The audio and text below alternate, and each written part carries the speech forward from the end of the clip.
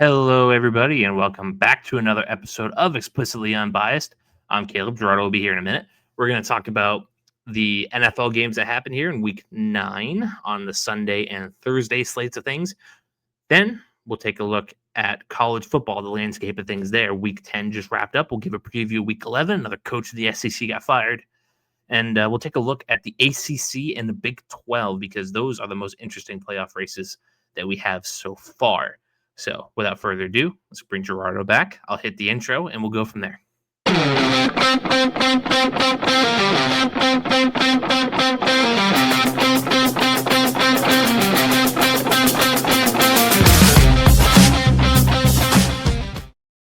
Alrighty, Gerardo, how are you on this fine Monday morning? If I was any better, I would definitely be Mike McDaniels because I have job security. Apparently. So, yeah, we got 2, 4, 6, 8, 10, 12, 14 games to go over for Sunday and Thursday. Mm-hmm. And let's just kick it off from there. On Thursday night, the Baltimore Ravens went and took on the Dolphins down in Miami. And after a tumultuous week in the media, obviously the GM stepped down. They didn't really make any significant moves to replace him. I think some former Raiders guy came in and is going to run that ship the rest of the way. But 28-6, the Ravens are victorious down in South Beach. Lamar Jackson in his return, 18 of 23, 204, and 4 touchdowns. Derrick Henry, 119 yards on the ground on 19 carries. The average is finally coming up. As far as the rest of them, Tua Tagovailoa, not great. 25 of 40, 261 and a pick. Devon Achane, only 67 yards on the ground. Jalen Waddle, 82 yards to the air. Mark Andrews with 2 touchdowns. Rashad Bateman, Gopher legend, with a touchdown. Charlie Kohler, who would have thought him, with a touchdown as well. But yeah, 28-6, Ravens win. Where do you want to go with this? I'm just liking the fact that the Ravens went back to their run game and utilizing their strengths at that. I think that this should never be a pass first team. Zay Flowers is a nice little piece. Andrews used to be up there. You would probably say back, 3-4 years ago was a top 5 tight end in this league. Not so much anymore. And, I just think the Ravens, their offense is best utilized when running the football first and establishing a ground game, especially whether it's through Lamar or it's through Derrick Henry. I'm just liking the fact that they're utilizing that. I did have my prediction that if somehow the Dolphins did end up winning this game, that Harbaugh would have been the one fired first instead of McDaniels, because I do think that this was the turning point for the Ravens this season. I think this game was it. If you did not win this game, I think the Ravens were selling almost every asset that they had. Their defense, even in this game, I wasn't still a big fan of them, but I just do like the fact that the Ravens went back to what they know best offensively, and that is running the ball. And as for the Dolphins, I mean, I have no earthly idea, Kate. I mean, when you texted me the quote of them saying that they're keeping Mike McDaniels to the end of 2025 and even possibly beyond, and beyond that, I am just like, how? In what world are you keeping a guy that has? I'm okay with you having the conversation like Brian Daboll. I know we talked about this previously, right? I'm okay with keeping Brian Daboll because he hasn't lost a culture. At the end of the day, he has a highly competitive division. He just lost his running back for the year. He lost his wide receiver for the year, and you're starting a rookie quarterback. You have a lot of excuses for me, and your rookie quarterback has shown promise each and every game. What is you came in here to make Tua look good. Tua looks like shit. Tyreek Hill doesn't want to be here. Your Waddle is a shell of his former self. You have possibly somewhat of a running game with Achane and Gordon, but not really. You made this splashy signing of giving Darren Waller a second life. He looked really good the first 2 games, and then all of a sudden, nothing. Like, this defense has been horrendous. You got rid of good key pieces. I don't understand how you're not blowing up this team. And they flat out said that if any team wants Jalen Waddle, it has to be a first-round pick minimum conversation. Loki might be worth it. Yes, I do think he needs to be put in a better situation. I love Waddle's a tremendous player. It's just Tua sucks this year. Tua's bad, and he's a $99 million cap hit. if they were to part ways from him. And even, I don't know, like ever since all the amount of concussions, this offense, like Tua's never had, there's no excuses for his bad performance. There really isn't. It isn't like, oh, he lost Tyreek Hill and all of a sudden sucks. No, like he had Jalen Waddle. Jalen Waddle is as good as Tyreek Hill in the NFL is right now. I just don't know why they're keeping him, because if you keep him, that means you're keeping Tua, right? Like, or unless Mike McDaniels is just going to come out and said, "Oh, that's the quarterback y'all had before me. It's not the quarterback I would have wanted," because technically he can pull that card. But he was brought in because he was enticed by Tua's skill set, right? So And that worked for a year. Yeah, and I'm not understanding where they going in, because they're attached to the hip, right? You would say if you keep Mike McDaniels, you're probably keeping Tua. If you're getting rid of Tua, you might as well get rid of Mike McDaniels, because why are we even entertaining keeping him another year? I think Tua has a better chance of staying in there because of the cap hit than Mike McDaniels does. What is Mike McDaniels going to do? Okay, I'm going to go draft a quarterback I want this year, first round. Which one? Like, thank you. There's not a quarterback prospect that I would want to take in the first round. And especially because, you're not improving your team. That quarterback's just going to sit behind Tua. Hell, he may sit behind Zach Wilson. Might sit behind Quinn Ewers. Or Quinn Ewers. Yeah, that's what I'm saying. Like, I'm not understanding this logic of keeping a dead man walking and clearly players who have adamantly known they've lost the culture in there. I don't know. What would you do in this situation? Like, I would not keep either one of them. Yes, if I was low owner Stephen Ross, I would get a GM that has a plan in mind, has a coach he really wants, has a coach that he's already been in contact with. I know you can't legally say that in the NFL, but you know what I mean. There's ways of having the conversation without having the conversation. Mm-hmm. With a plan in mind, an aggressive stance on making the use of whatever talents we have outside of Tua. Like, Tua's got to go. And you could get some decent capital for Tua. Like, you're going to get third maybe because he's fine. It's just a contract situation, right? Yes. That's the I thing. think you're going to have the same issue with Kyler Murray when that time comes. But yeah, I mean, if I was Stephen Ross, that's the direction I'd go. An aggressive GM with a plan of his own, with a quarterback he likes in a draft, or he says, we'll suck for a year and we'll see what happens when the deck resets. But you got to have a plan. I don't think this Dolphins regime really has a plan right now, and I think unfortunately for Dolphins fans, they're going to see the harsh reality of Stephen Ross is really going to be relaxed about all of this. He's not going, because you had an aggressive guy with Brian Flores and walked that guy out Campbell. the door. You had that was way back when, but yeah, but you still had like that mentality, right? Like, I bet those guys were aggressive and kind of were against the grain with GMs in the sense like Mike Vrabel, right? Mike Vrabel was butting heads when he was in Tennessee, and he was like, "Why did you get rid of AJ Brown?" Like, and back like you said, just go get somebody that I think that's aggressive out there. Get you a head coach, get you a general manager. But like, what outside of Waddle, is there any players on this team that you would trade for? Not really. Maybe Minka. Like Jalen Phillips? Maybe. Yeah. Outside of that, I mean, like, there's only like really three Bradley assets. Chubb's still hanging around there, isn't he? Yeah, but like, I don't even know if he's good. Me neither. So yeah, so I'm like, there's only like what, three real the Dolphins are in for team? a long haul. You got to make an innovative hire at both spots. Which is funny. Like, how long ago are we removed from remember this team being horrible? Remember when they traded for the dude from Arizona, Josh Rosen. Yep. Remember that? Like, it was literally like this was the worst. Like, that team was, I think, one of the worst teams I ever saw preseason wise. I thought that team may go defeated. Somehow ended up Made with sure the Patriots didn't get the bye week in 2019. I thought that was a really bad team, and now this is somehow like to me worse, because you're stuck in cap hell with this quarterback who is been concussed more than he's been on the field, and you have deploring assets. They're clearly moving on from Tyreek Hill this offseason, right? Yeah, like they pretty much said that they're going to cut him. Yeah, so I don't know. This Dolphins team they took like 2 steps forward and then now 20 steps back. Yeah.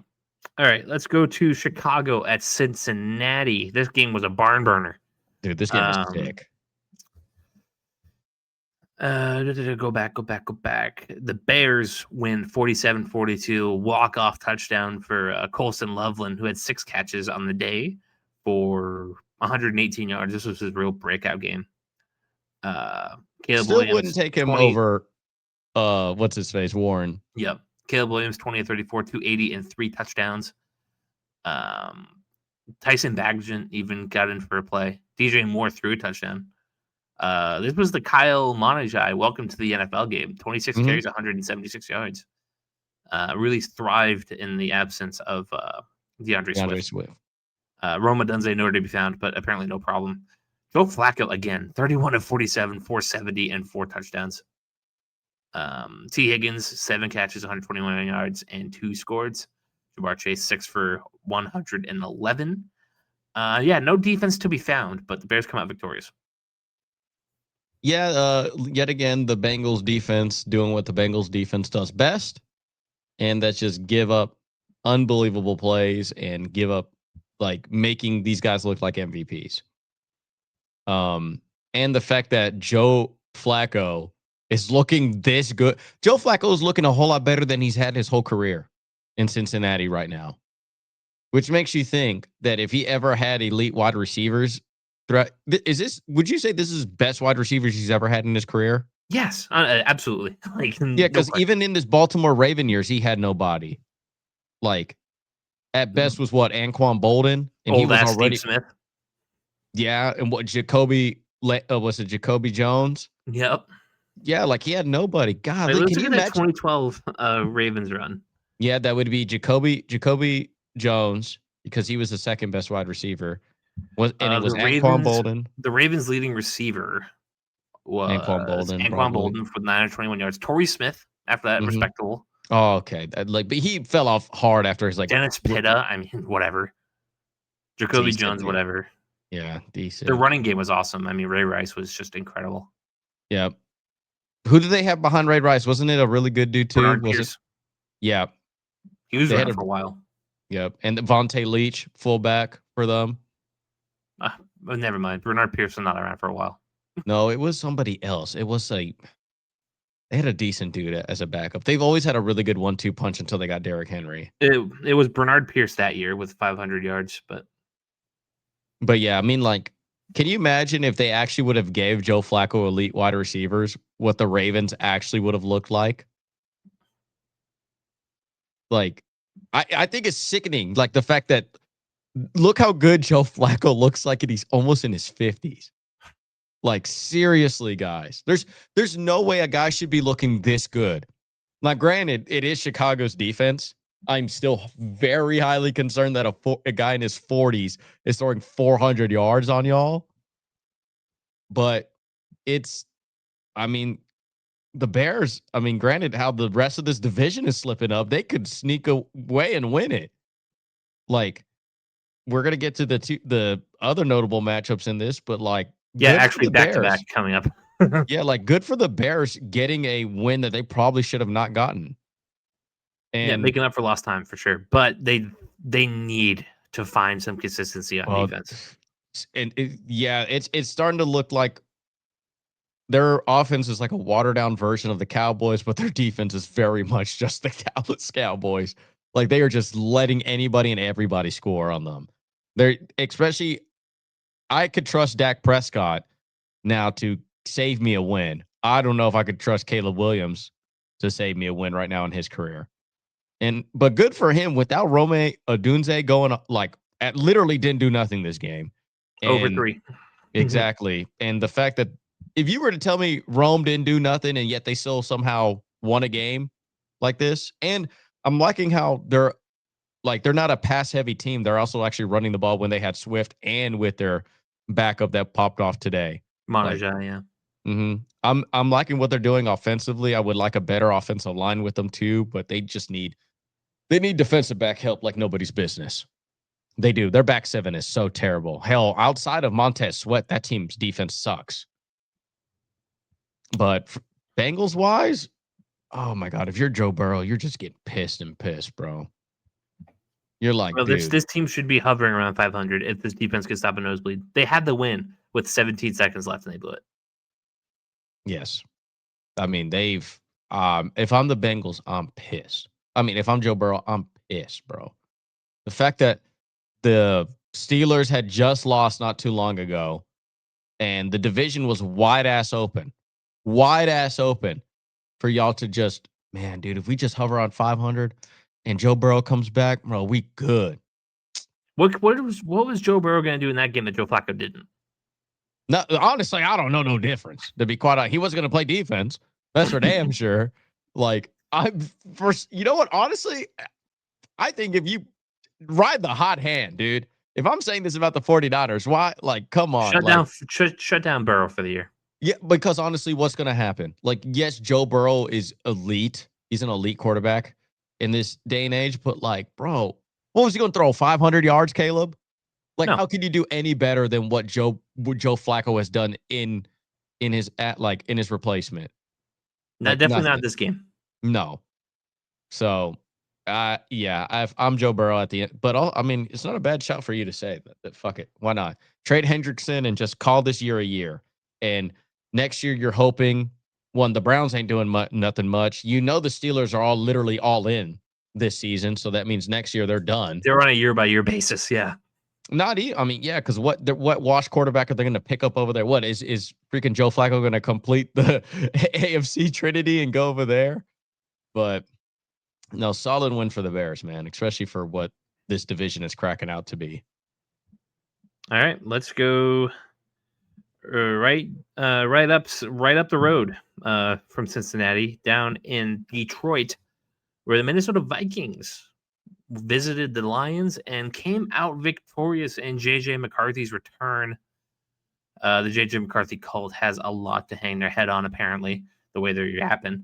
27-24, the Vikings win. J.J. McCarthy, 14-25, 143, 2 touchdowns, and a pick, 5 sacks. Also ran in a touchdown. Aaron Jones, senior, 9 carries, 78 yards, did get injured. Jared Goff, 25, 37, 284, and 2 scores. They did not run the ball whatsoever. Sam Laporta, 697 and a score. Yeah. Where do you want to go? Where do you want to start? Do you want to just already fan the fumes that is the JJ McCarthy cult in our comment section?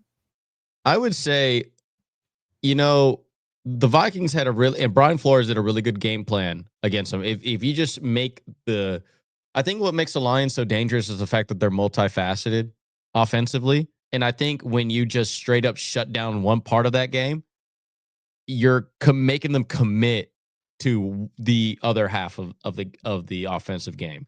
So they can't run the ball. Guess what? You're going to have to pass all game on us. And Brian Flores said, I want to lose to Jared Goff passing the ball. And it worked. It worked in their favor big time. I mean, granted, Laporta and Amon-Ra St. Brown both had 97 yards. And Jared Goff was no slouch this game neither. And yet they still managed to win. He also took 5 sacks. Mm-hmm. I think it was but that's more scheme. Honestly, Dallas Turner, that first round pick for them has been an absolute bust for the Vikings. He straight up has sucked. He has not looked like that pick that they've sought out to be for him. The first defensive player taken in that draft. Second, I think, because was it Latu from the Colts went first? He went 15th. Maybe. But yeah, you're right. He was like the first or second defensive player taking that class. And that's what I would say for them. I mean, also J-Mo me and you talked about the beginning season. That dude has not lived up to his fucking contract. He didn't when he signed it. Yeah, he was not good. He hasn't been good he had a touchdown this game, I think, but yeah. Last game he was irrelevant. But that's also kind of like how the Lions offense is. Outside of Jared Goff, getting a Lions player on fantasy must be a nightmare, because you do not know if Gibbs pops off. You don't know if Montgomery pops off. You do not know if Amon-Ra is going to pop off. You don't know if Laporta is going to pop off. It's just like choose your own destiny type of thing. But Vikings standpoint, I mean, it's a solid win, but like you're still the worst team in this division. Like, this is a game, like winning in the league is hard. Both me and you, and like going defeated is even just as hard as going undefeated. You're going to lose. You're going to slip up and lose a game. But that is not indicative of who the team is.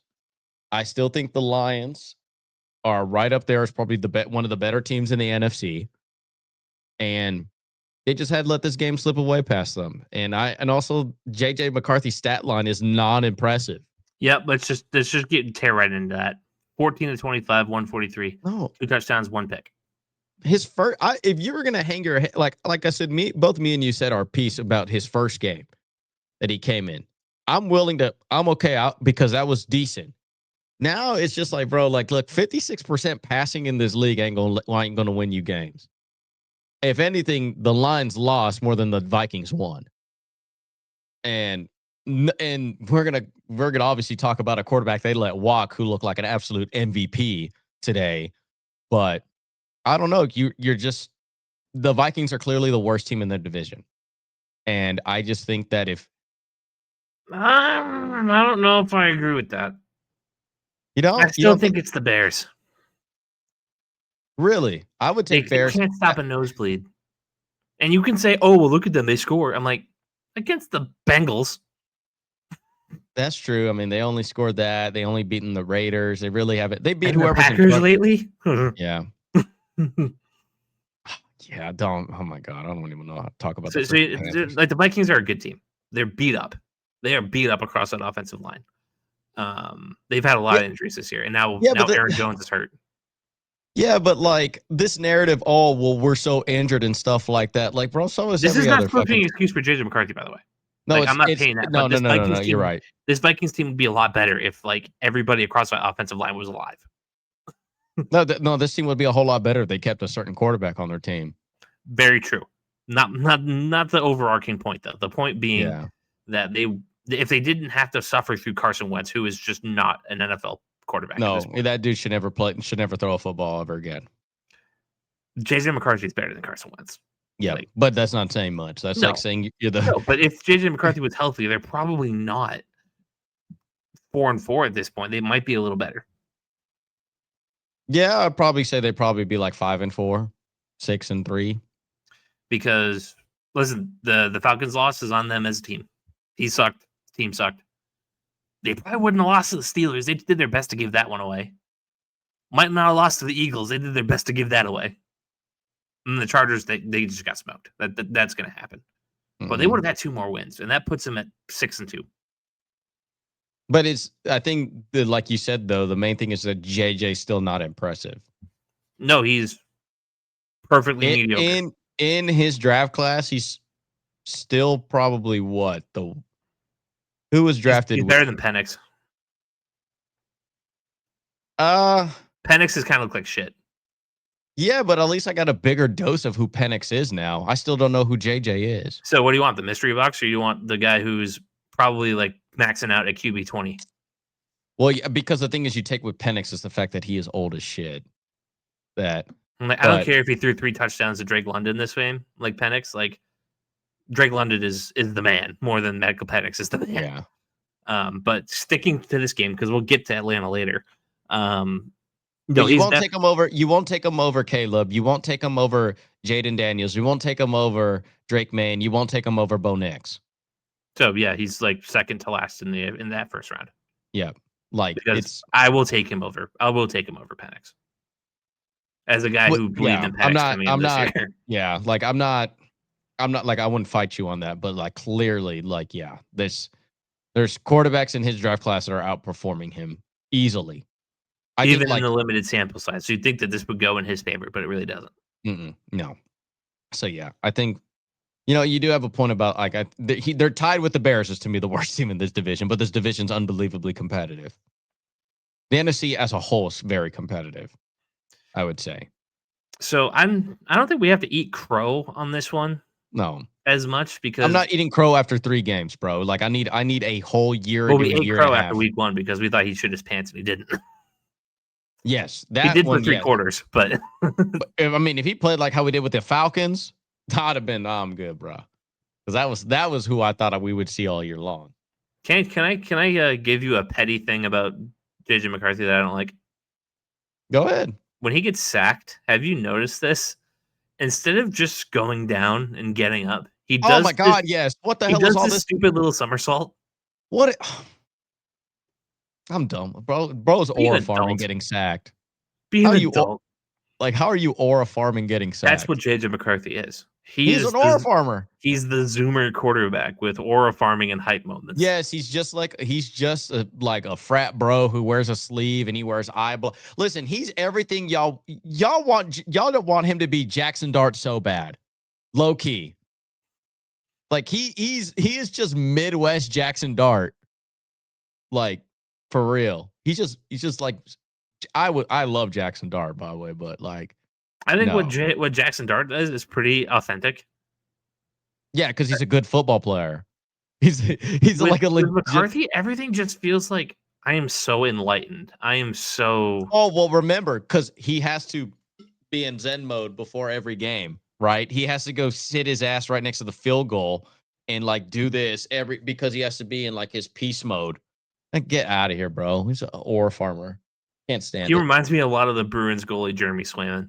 Mm, I'm I sure he's an encourage ore farmer. I encourage you to like listen to Jeremy Swayman talk when we get off of this. Oh my god, is this like?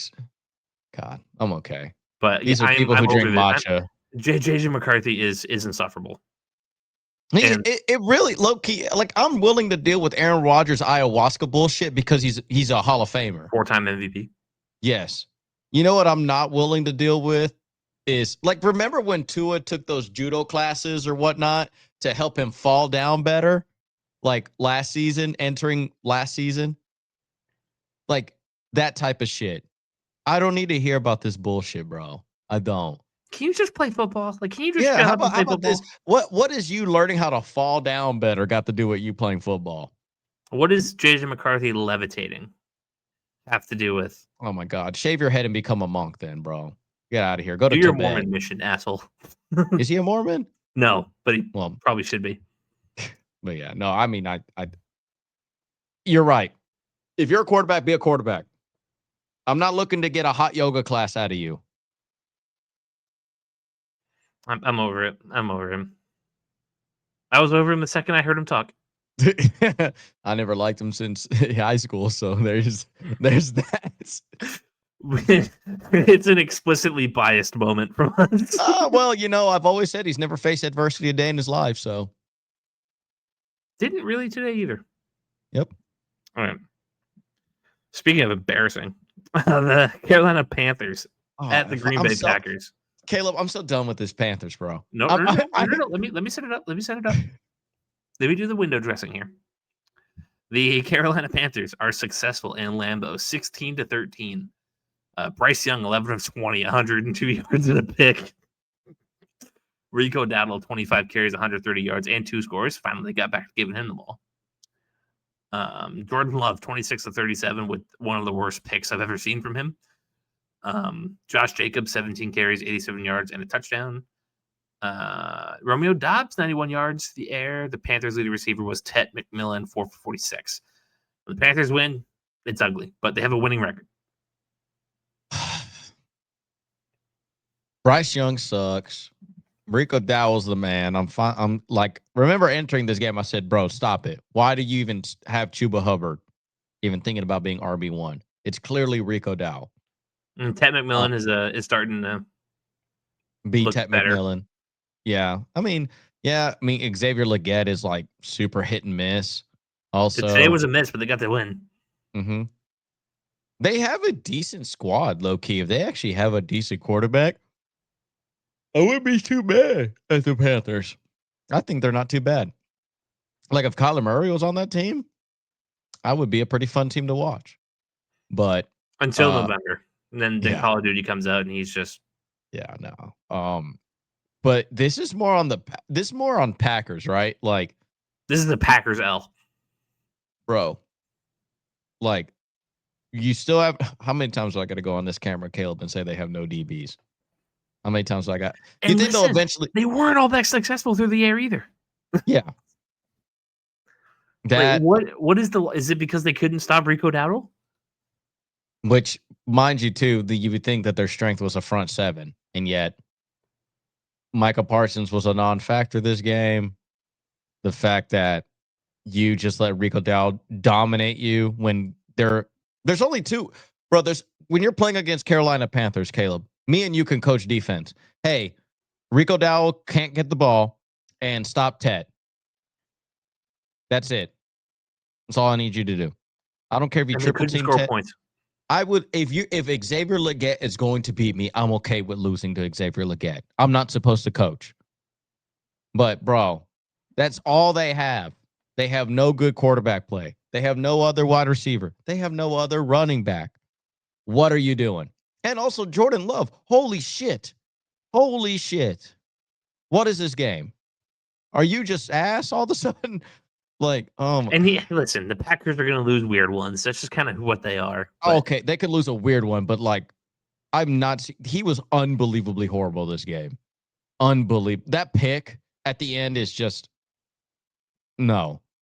No, I don't. I really hope something happened in his life where he was distraught because, but also me and you were talking about this. They still have no offensive wide receivers. I'm scared of. no. And now they lost Tucker Kraft, which was like Yep. their best weapon. Yeah, exactly. So I'm not.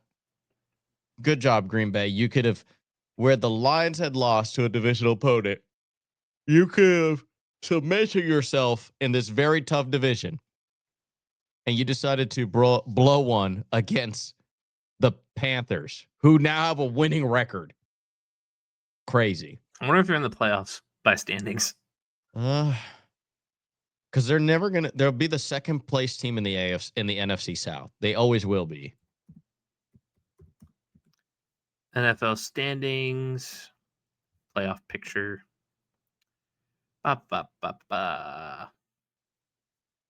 Nope. The Panthers are the 9 seed. The Detroit Lions are the 7 seed right now. The top are Eagles, Bucks, Seahawks, Packers, Rams, Niners, Lions.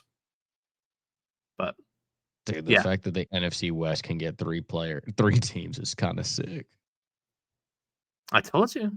Then the Cardinals should be better. I have no excuse for what I said. But yeah, the Panthers are winning football games.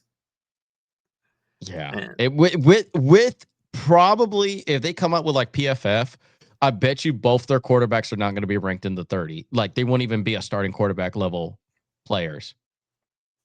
So the fact that they're winning despite quarterback play says a lot about this team. So they find a quarterback in the offseason that may be doing all right? Yeah, because what, did Dave Canales draft Bryce Young? No. So he inherited him. Bryce Young was a Frank Reich guy. Okay, so that means he inherited him. So okay, that means technically he can have the excuse of, I'm winning despite not having the quarterback I don't want. Like, who's the next quarterback that listen, Daniel Jones sucked this week. I don't want to skip ahead. Daniel Jones sucked this week. What if the Colts let him go? And then he goes to Carolina. No, I would probably be, Zach Wilson. I'm always going to be a Zach Wilson guy. There's also, the Jets notoriously just don't know how to develop quarterbacks. Who else we got over here? That's like Mac a decent. You're going to have to, the 49ers are going to have to come to a conclusion. You got a really cuttable contract, or you have a guy you're just not going to sign. Which one is it? Who else is out there like that? Not Davis Mills. I wouldn't touch any of the Texans players.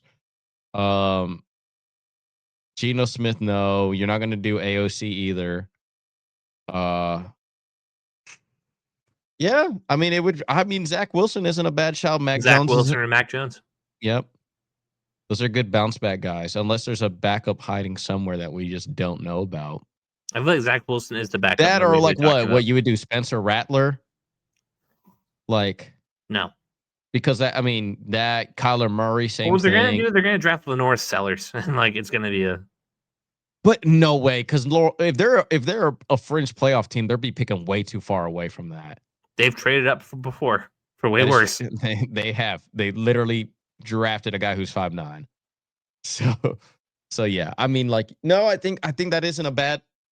Those are some good picks. I think Zach Wilson under a good coach would look kind of sick. There's your title. Panthers should go QB shopping. They should. I mean, it's not against them. The Saints ain't doing nothing anytime soon.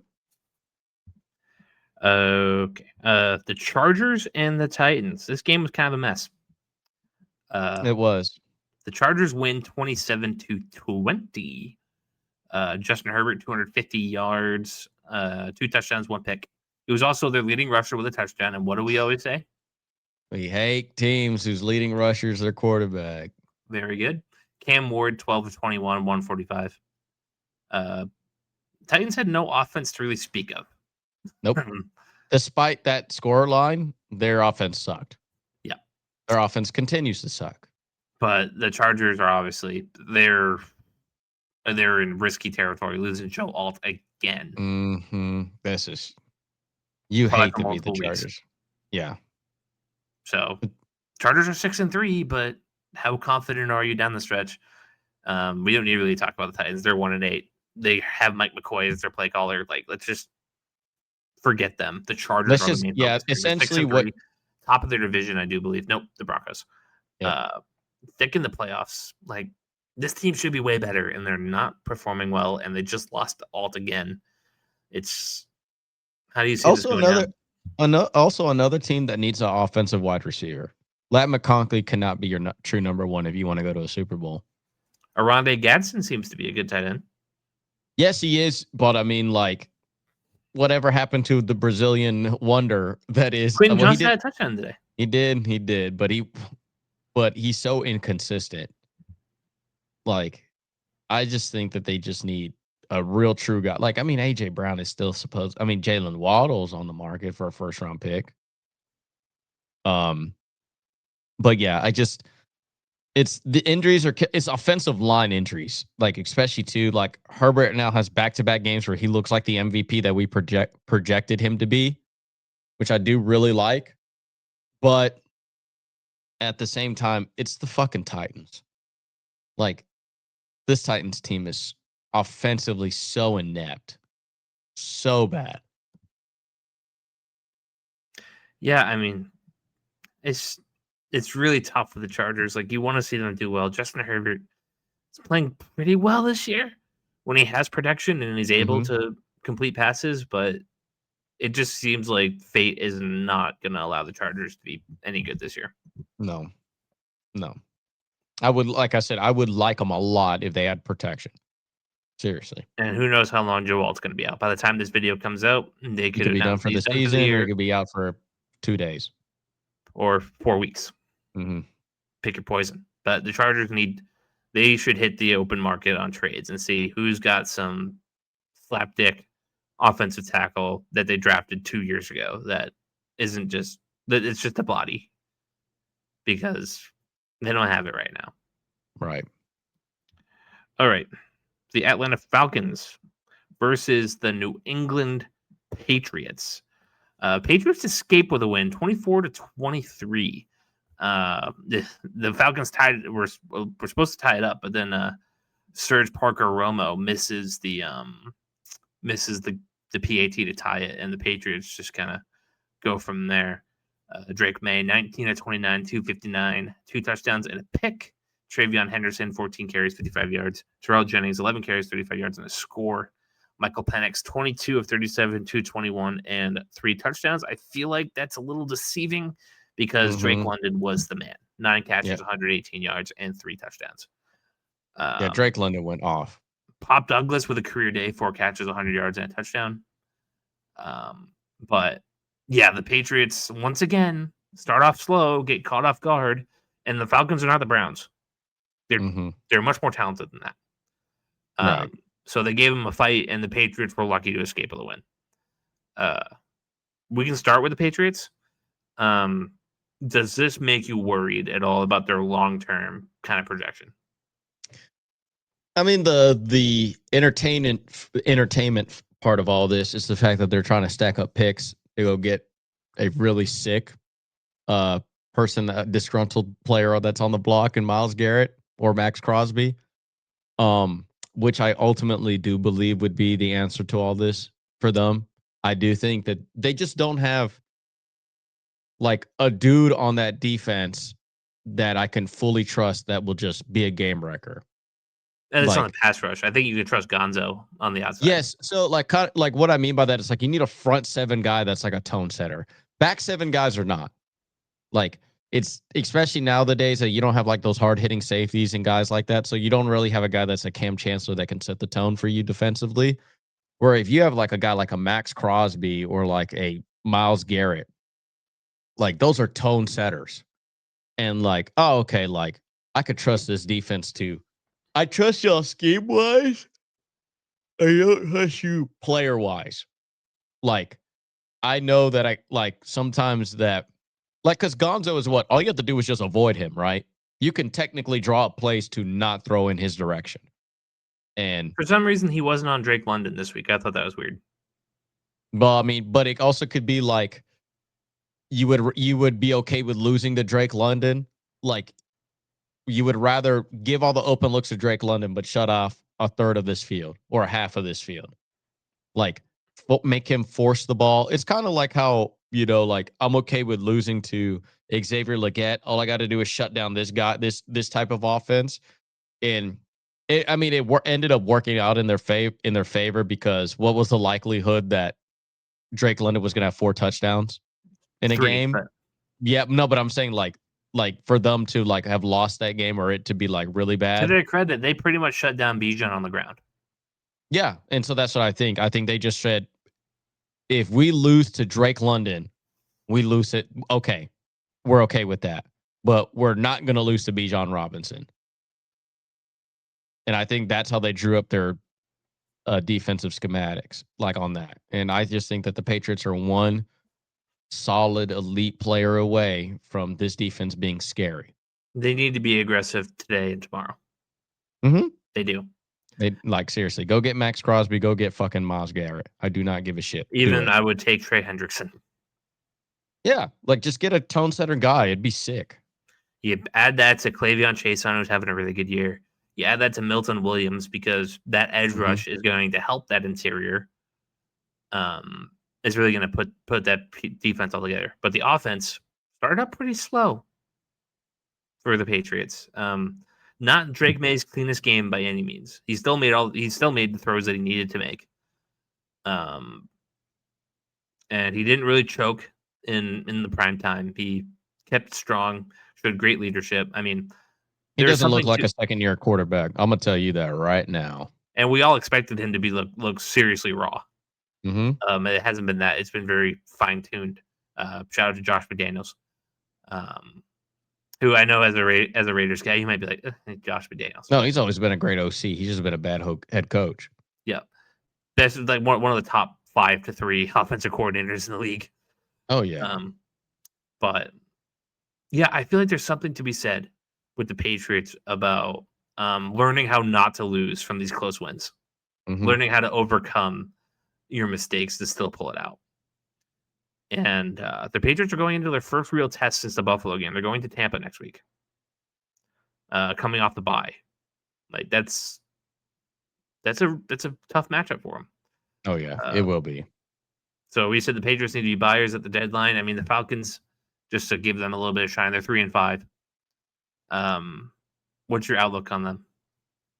I mean, the Panthers are you're competing against with the Panthers to do what? To maybe be a very fringe wild card team. Like you're probably not buyers at the deadline.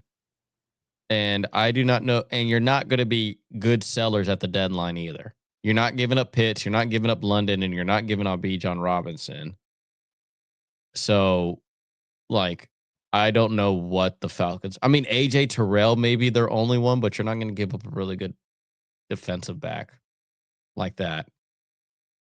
So I mean, you're just looking at a team that's going to be picking maybe in the first half of the NFL draft, and you're just hoping to build around their offensive line isn't all that neither, Jake but also Matthews is all right. Jake Matthews is their only solid piece. Outside of that, they have 4 other holes. They're clearly offensive weapon wise, they're unbelievably good. They do not need to spend any top 200 picks on an offensive weapon. Seriously, they are good. They need to fix probably. I mean, they haven't had an interior guy since was it Grady Jarrett? He Since was awesome. he was, and I don't think they have any interior guys. They don't have any really like solid. Ellis is not bad actually, linebacker wise, 55. But outside of AJ Terrell, I mean, They had the Jesse defense, Bates, don't they? yeah, it's I don't know, like nobody. There's no elite defensive player on their team. It's a whole bunch of solid dudes. Like it's like their defense is at best Pro Bowl level. There's no They had all Jalen pros. Walker, their first round pick this year. Mm-hmm. Trying to see what he's done this year. 3 sacks on the year, had 2 today. So he had 1 entering this game. Don't know how many snaps he's got, but like they get their sacks through schemes and like in like different players. Like they may lead the league, like not lead the league in sacks, but like they get team sacks, if that makes any sense. Mm-hmm.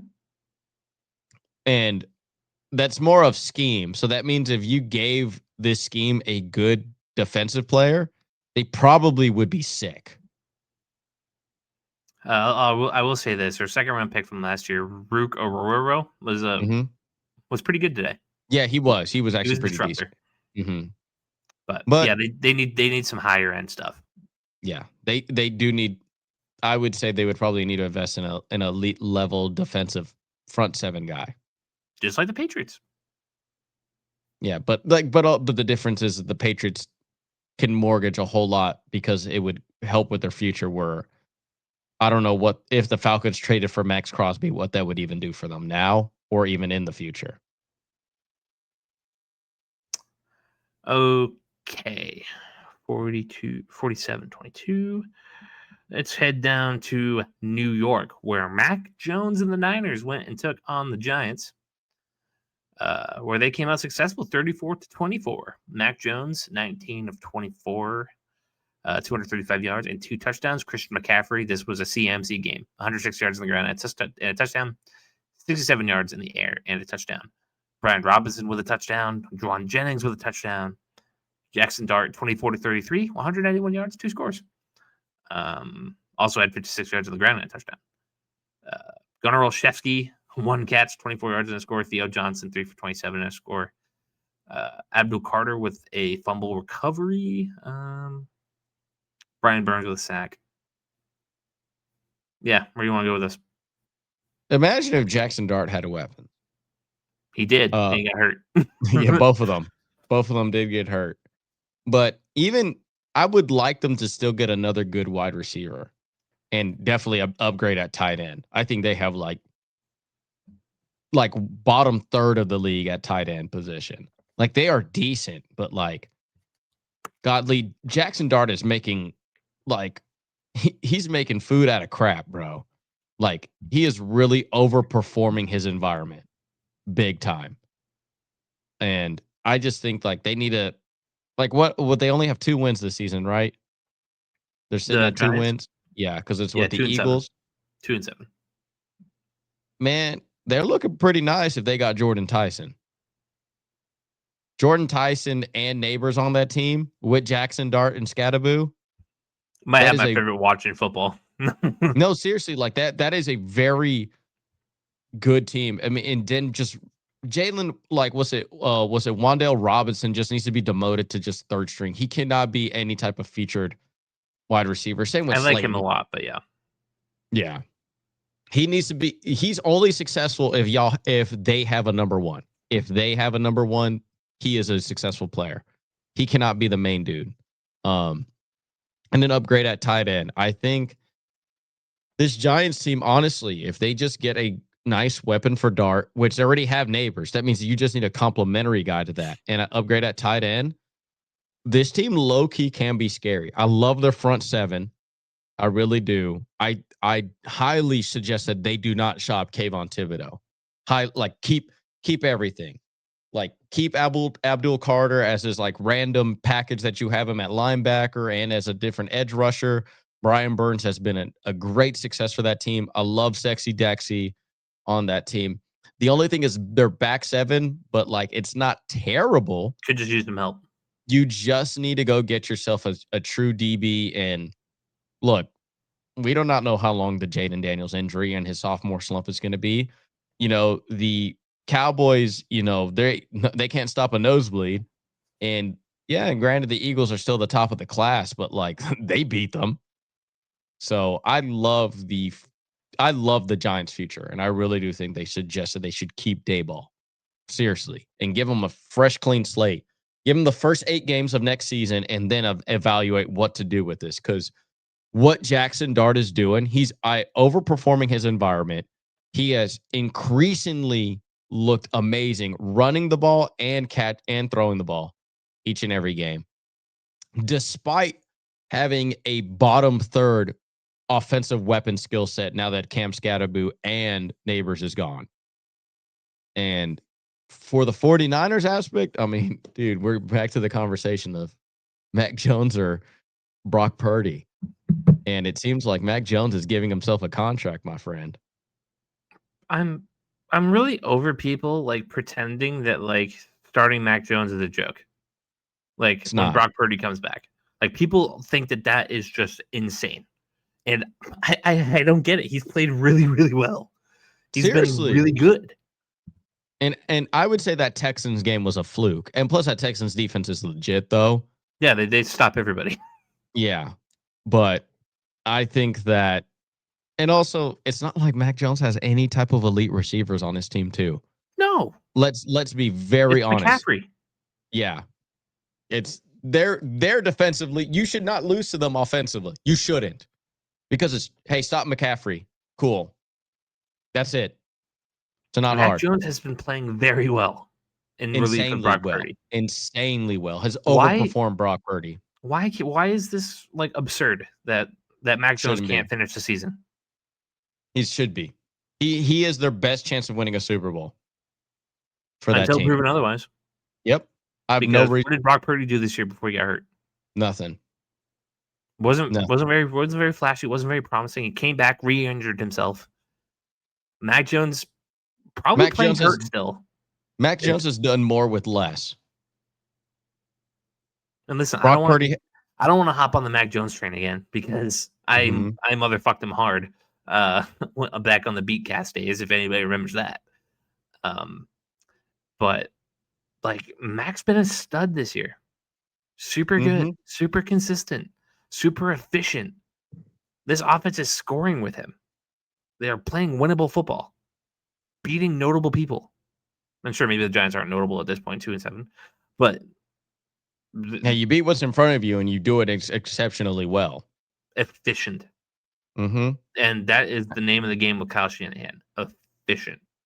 So I am so over people just being like, "Oh, Mac Jones has started the rest of the season. That's funny." Like he's played better with less talent than Brock Purdy has. Brock Purdy had Brandon Ayuk and Deebo Samuel and Christian McCaffrey and has never looked this good. I mean, a couple years ago.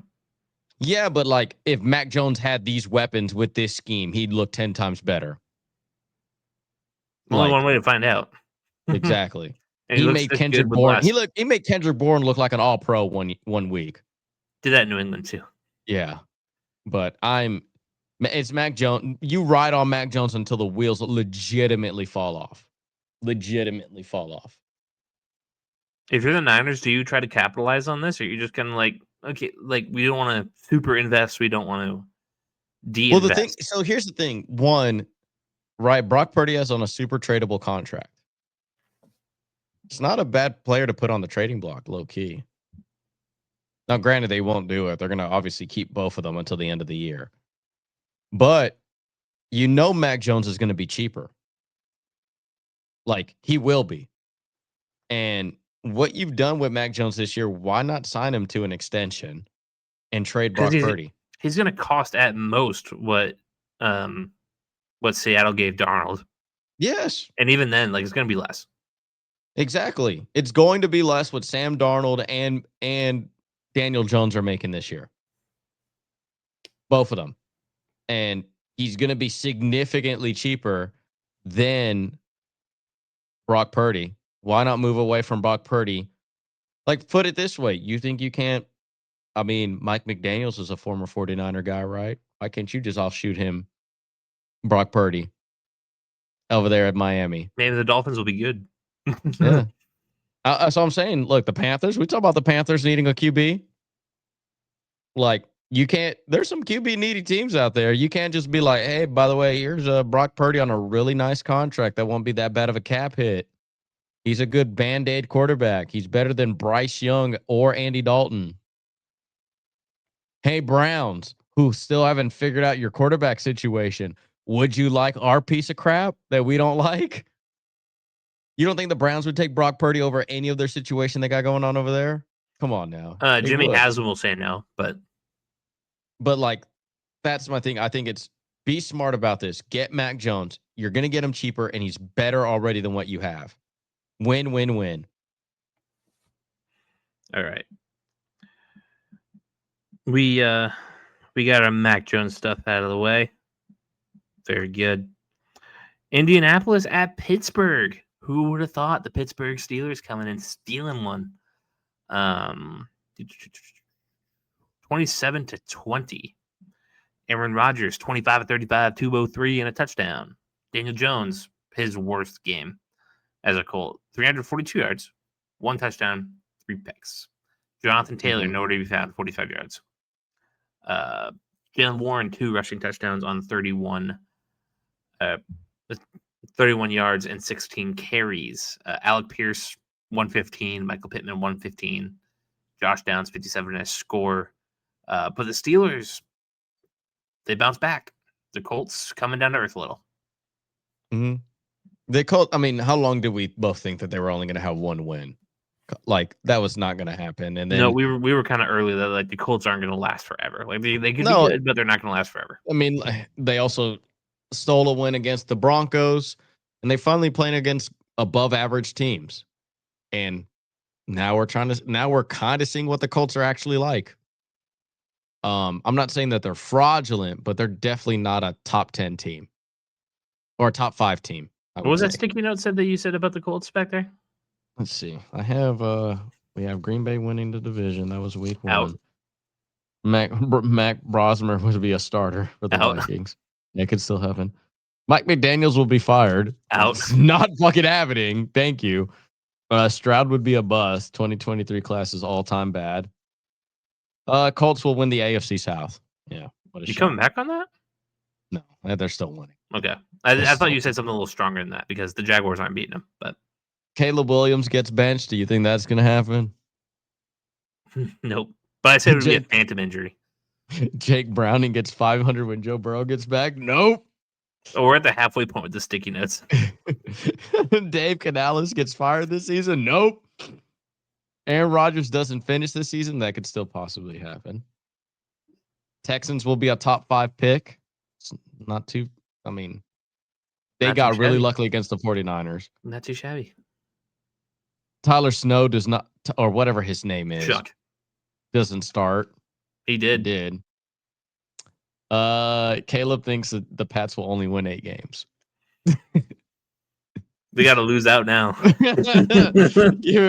So, let's say this. We're not looking too good on these sticky notes. But back to the Colts and Steelers, 27-20.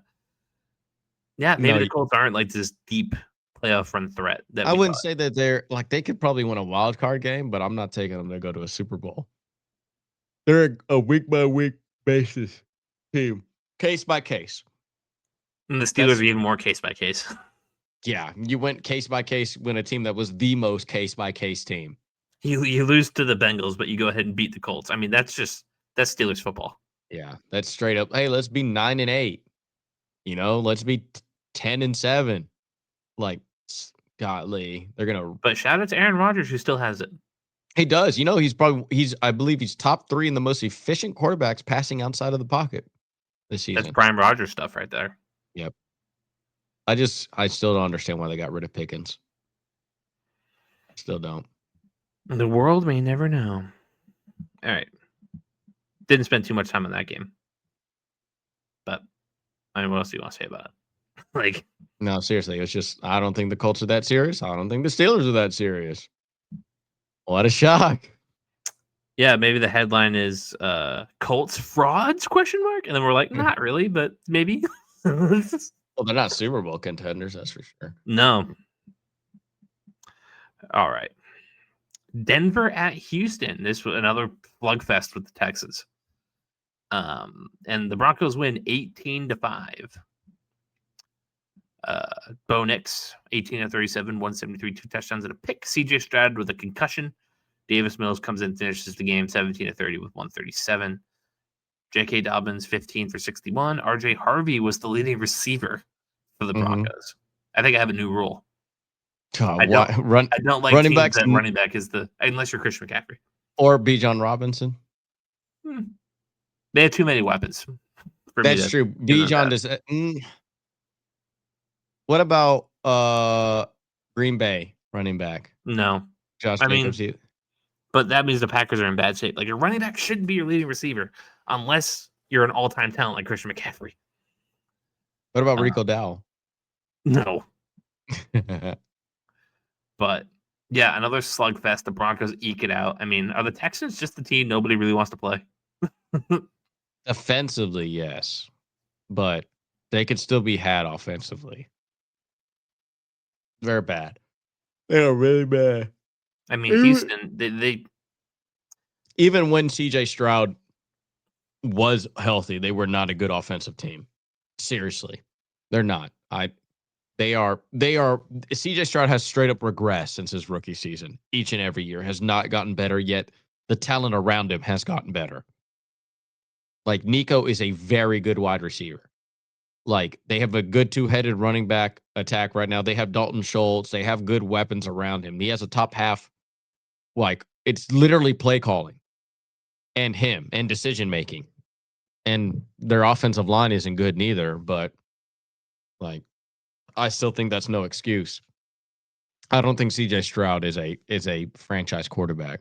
And granted, I mean, I hate Ohio State quarterbacks with a passion, but at the end of the day, I think it's a combination of the two at this point. I think it's bad decision making and it's bad play calling.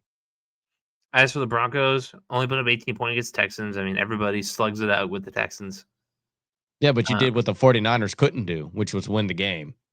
Like, I give credit for the Broncos where their defense also, at the end of the day, kick all the field goals you want. We're going to end up winning. And are the Broncos a favorite in the AFC? They should. They should. I think this game what showed for the Broncos the fact that they could win without, like, they could win a scrappy game like this. That playing against what defense is more elite than the Texans at home? It's an on the road game and it's against the Texans. What defense are they going to face that's tougher than that the rest of the year? True. None. So you're racking up wins. It ain't easy to win in Mile High, and they probably have the second best defense in the league. So I say that it's a big win for the Broncos. The schedule is super light to finish too. Oh my God, I'm telling you, they may low key end up being the number 1 seed in the AFC. They got the Raiders on Thursday night at home. They got the Chiefs the following Sunday, or they have a bye week and then the Chiefs. Or no, that's 10 days. Never mind. At Commanders, win. At Raiders, win. Versus Packers, could be frisky, but it should be a win. Should be a win. Versus Jags, win. At Chiefs, that could go either way. Yep. So they're splitting the series. And then versus Chargers. What's that? Maybe 2 losses. 2 to 3 losses.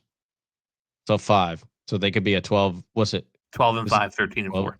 12-5 team, 13-4. That's a number one overall. That could be like a number one or number two overall seed.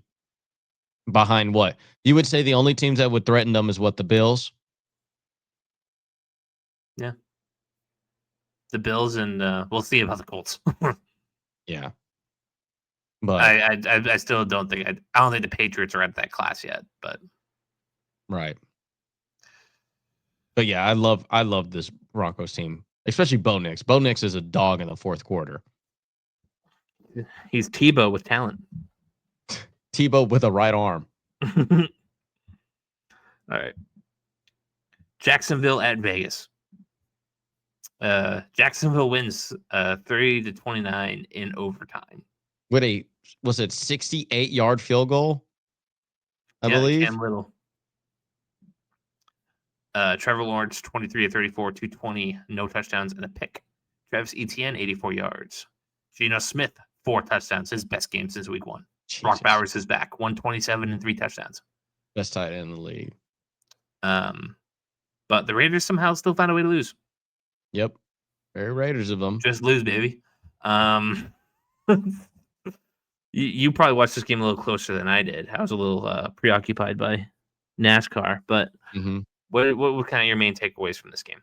Brock Bowers is the best tight end in the league, and Geno Smith is gone by the end of this season. That's my biggest takeaways. Well, Geno needs to go.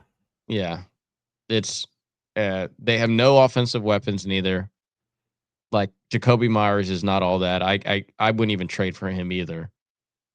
I'm not trading a pick that's bigger than 5th round for a number 2 wide receiver. I'm not doing that. That makes no sense. But yeah, other than that, I mean, this game was funny because it was 6-6 at half, and then all of a sudden it's a straight up 30-29 OT game. Does Trevor Lawrence suck? I'm not saying that he sucks, but he's just not. He's just adequate. He's not who he was advertised to be? Nope, I wouldn't say that. Not close. The thing about it is, at least he does nothing wrong off the field, right? I can't hate him on that. Like Kyler Murray, right? Kyler Murray shows me flashes of he can be an elite quarterback, but fuck off if he has an Xbox in his hand. Like, so, because it's the same realm, right? Like, I would rather have Trevor Lawrence than Kyler Murray. I know I don't have an off-the-field distraction, and I know I don't have a coach killer on my team. So, and that's where I'm at with Trevor Lawrence. It's the Jags. He had the worst situation of all time as a head coach. They surrounded him with little to no weapons. The Calvin Ridley thing, I mean, he's a fraud. Like, Calvin Ridley, since he left Atlanta, has always sucked. The Jaguars blew up a good team, and then, like, I don't know what they were doing. Remember when they had Ramsey and they had all, like, Miles Jack and all of them? Yep, 2017. And then completely blew that team up. And then, like, it's an inept franchise with a owner who would rather spend more money on his football team, his soccer team, than his NFL team. And with the kid running the wrestling program. Thank you. So it's so weird because Trevor Lawrence these are legitimate excuses. They are. And on top of that, when you've had a inept franchise that has been the Jaguars, and the amount of coaching failures they have had for the longest, and what they've done, it sucks because, like, he is immensely talented. They do have weapons, or they try to put weapons around him. I mean, ETN is a stud, but Brian Thomas was only good when Mac Jones was there. And Travis Hunter's hurt. But at the end of the day, they're just racking up wins, and he's doing what he's supposed to do. You know, I can't blame them. They're playing whoever's in front of him, and he is a starting quarterback. He's a top half starting quarterback in this league. He just hasn't yet to prove that he's at number 1 overall status. The Jags are 5-3, and schedule gets a little rocky. Mm-hmm. At Texans, that's a mean defense. Is the Jaguars' offense good enough to not pull a San Francisco? No. No.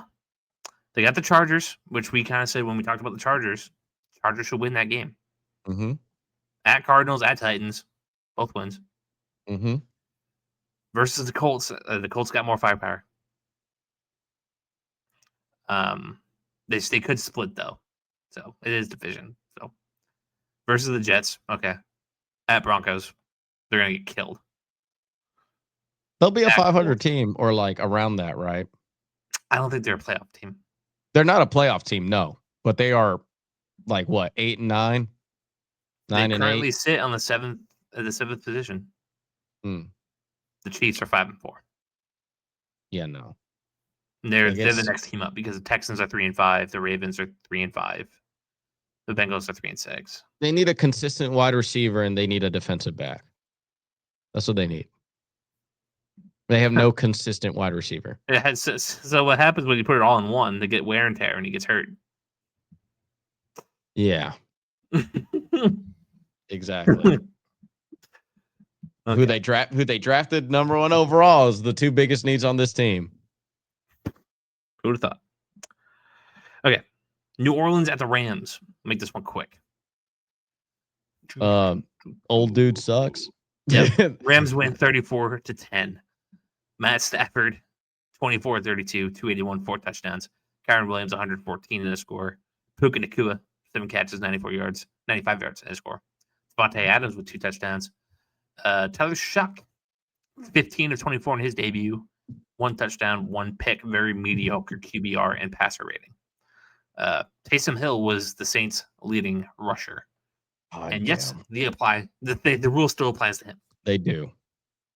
Alvin Kamara, 14 yards on the ground, unacceptable. Rashid Shaheed and Chris Olave just kind of mid. Yeah, the Rams are an ass kicking machine. Like that's just what they are. Mm-hmm. They put belt to ass. They got the Niners this week, and then the Seahawks, and then the Bucks. So you come out of that stretch 2-1. You're looking pretty solid. At Panthers, at Cardinals, win-win versus Lions. Ooh. At Seahawks, at Falcons versus Cardinals. They could finish with like a 11-6 record. If I'm any team in this NFL league, I'm calling the Saints and I'm blowing that fucking team up. Give me Chris Olave. Give me Rashid Shaheed. Seriously, they're not doing Kamara, shit. or is he too long in the tooth? No, bye. If I'm getting a. By the way, they reports came out about Breece Hall. They said they're shopping him for at best a 4th round pick for Breece Hall. Patriots give him 2. So, and Alvin Kamara has just washed Breece Hall. Sounds like a 6. Oh no, fucking. Hey, here's a punter. Not even, but like here's a long snapper. But the Rams are sick. Yes, the Rams. Don't need to do anything. They are very nice, very very nice team. Very nice team in a really tough division. Yes. Oh my God, this team wishes they were in the AFC South. Team wishes they're in the NFC South. Same thing. Yeah. Yes. I feel for them because I know that they're going to get like bit by the Seahawks, get bit by the Niners, but they will because those are not. But they'll still make a run to the title game because McVay is maybe the best coach in football. Probably my pick for the best coach in football. Stafford's still the man. Puka Nacua's awesome. Kyron Williams, awesome. Devontae Adams, as we said, still the man. Yep. Tyler Higbee, still a good tight end too. Defense, talent all around. I'd be interested in a Rams Super Bowl bet. Wouldn't be a bad one. They were the only team that gave the Eagles fits. They put up a bigger fight against the Eagles than the freaking the Chiefs have. Just throwing it out there, fellas. Just throwing it out there. All right. KC at Buffalo. I went back too far. The Bills win 28-21. Josh Allen versus Pat Mahomes. Allen 23 of 26, 273, and a score. Pat Mahomes 15 to 34, 250 and a pick. James Cook, 114 yards. Josh Allen, 2 rushing touchdowns. Kareem Hunt with a rushing touchdown. Rashee Rice with a rushing touchdown. Rashee Rice, 80 yards. Hollywood Brown, 73 yards. Dalton Kincaid, 6 for 101 and 1. What did you make of this rivalry renewed? I really wish the Bills had a really good wide receiver. Why are we? Keon Coleman isn't sweet? No. Fuck no. Khalil Shakir ain't sweet? No. Fuck no. Godly. What are we doing with Josh Allen? You got an MVP quarterback, and you are just... we don't need to surround him with talent. We don't need to draft first-round pick wide receivers. Yeah, he'll make everybody look good. How soon until he turns into Aaron Rodgers? Dude, it's unfortunate. Seriously. I hate when franchises do this shit. I really do. What's his name? Brandon Beane, right? That's the GM who runs the Bills. Sounds familiar. Fuck you. That's what I'm gonna say to you. Because he went on the Pat McAfee show and he goes, "Oh, all these experts are saying we need to draft wide receiver, and we don't need to do that." Bullshit. Trade for Olave right now. Seriously, Rashid Shaheed even. Fuck, I don't care. AJ Brown is on the market. What is let me tell you this. What is a 32 overall first round pick going to do for you? Not a damn thing. Name a wide receiver in this draft class is better than AJ Brown? None. Thank you. I'm a Jordan Tyson guy, but no. Not even, bro. Jordan Tyson, he's hoping that he has AJ Brown's career. He could, yes. I know what you know and know what you don't know. And I'm not understanding this, man. I'm really not. Chris Olave is a stud. He is on a garbage team. Rashid Shaheed is at least a burner, right? Like, I would like him on the Chiefs probably more so. Same thing with Breece Hall. Like, man, like, why are y'all keeping on to these assets you know you ain't going to do nothing with, and you know you ain't re-signing them? Like, just these teams need to be so aggressive. This first round pick has this allure that makes no sense to me. Honestly, if I'm a team, if I don't have a guaranteed top 5 pick, first round pick is useless to me. Seriously. You miss on it more often than you hit on it, but the value in which they command, I can get so much out of. Like, a first round pick got somebody, Micah Parsons. 2 first round picks got Micah Parsons. Let me tell you this: those 2 first round picks will never be Micah Parsons. AJ Brown went for a first rounder. Exactly. Did that, and guess what Trey Burks ever turned into? Nothing. Much. Exactly. I liked him coming out of college too. Like, none of those first round picks have ever amounted to anything for what they turned out to be. So go out and go get the guys that you know are good. Like, just do it, man. At some point, if you're Buffalo, you got to be sick of losing in the conference championship because Josh Allen has nobody to rely on.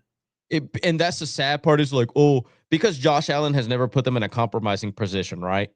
Josh Allen has never lost them a game. He has put them in the best chances to win games. But let me tell you this. You'd be winning a whole lot more fucking games if you probably kept a hold of Stephon Diggs. You probably won a whole lot more games if you traded for Tyreek Hill before he broke his leg. Like, or get it on the sweepstakes before he was traded to Miami.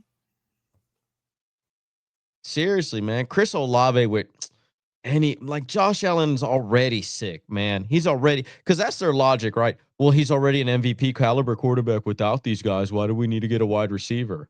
The same reason the Patriots got Randy Moss in 2007. Thank you. Why not?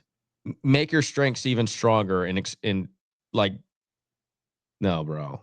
I think they need you already have 2 good tight ends. I give y'all that. But Dalton Kincaid cannot be your best pass catcher. And Khalil Shakir sure can't either. No, man. Come on. We know Ken Coleman is a good Robin. He is not Batman. He will never be Batman in his career. I don't even know if Keon Coleman's a good Robin. Exactly. Like, that kind of sucks. He's just Nightwing, if that. I don't even know. Man, he's Crypto the Super Dog. That's what he is. He's Hawkeye.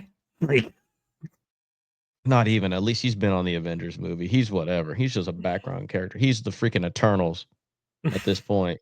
Just Name like one go Eternal. Name one. exactly. Harry Styles. No, not that wasn't him. That was the other dude. Jon Snow. I don't know. Keanu Reeves? Angelina Jolie. There you go. Ryan Reynolds. That was an Eternal. Oh, she was in the Eternals? Yep, she was. I didn't watch that movie. Nobody did. And nobody watches the wide receivers for the Buffalo Bills. But you know who they would watch? Chris Olave. They sure would. I shit you not, they would. That hell, you know what? How much is Drake London going for? Find out. A lot. Yeah, but guess what? How much the Super Bowl cost? A lot. You got to make You're not out. Listen, the Buffalo Bills have not won a Super Bowl, correct? Never. Okay, so who are they outsmarting? Nobody. You haven't been there. You haven't won jack shit. So what makes you think, oh, the rest of the league has to compete against us? Bro, you haven't done shit. Like, F off Brandon Bean, F off like all that other shit. Like, seriously. Like, and also interior, I would say this for the Bills. If you want to beat the Bills, I think their interior defense is not that good, and you're losing Ed Oliver for the whole rest of the regular season. Oh, really? Mm-hmm. He's not coming back until supposedly playoff time. Maybe. He's really good. Mm-hmm. He is. He really helps out, especially Gregory Rousseau, AJ Epinesa, and Joey Bosa. But get a wide receiver. Quit ruining Josh Allen's career like this, man. There's the title. Get Josh Allen help. Seriously. All right. Sunday Night Football. We just came off of it. A couple storylines to talk about. The Seattle Seahawks destroy the Commanders 38-14. Sam Darnold with a perfect first half. 16-16, had like 280 yards. Finished the game with 21-24, 330, and 4 touchdowns. Passer rating of 141.1, 1 pick. Ken Walker, 11 carries, 42 yards. Jaden Daniels, 16-22, 153, and a pick. But the story of the night is he broke his arm. Yep. Probably shut down for the year.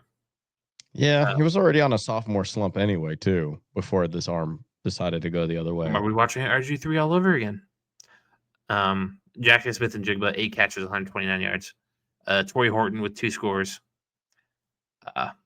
Do you want to start with how awesome Sam Darnold is, or do you want to start with the eulogy of the Washington Commanders?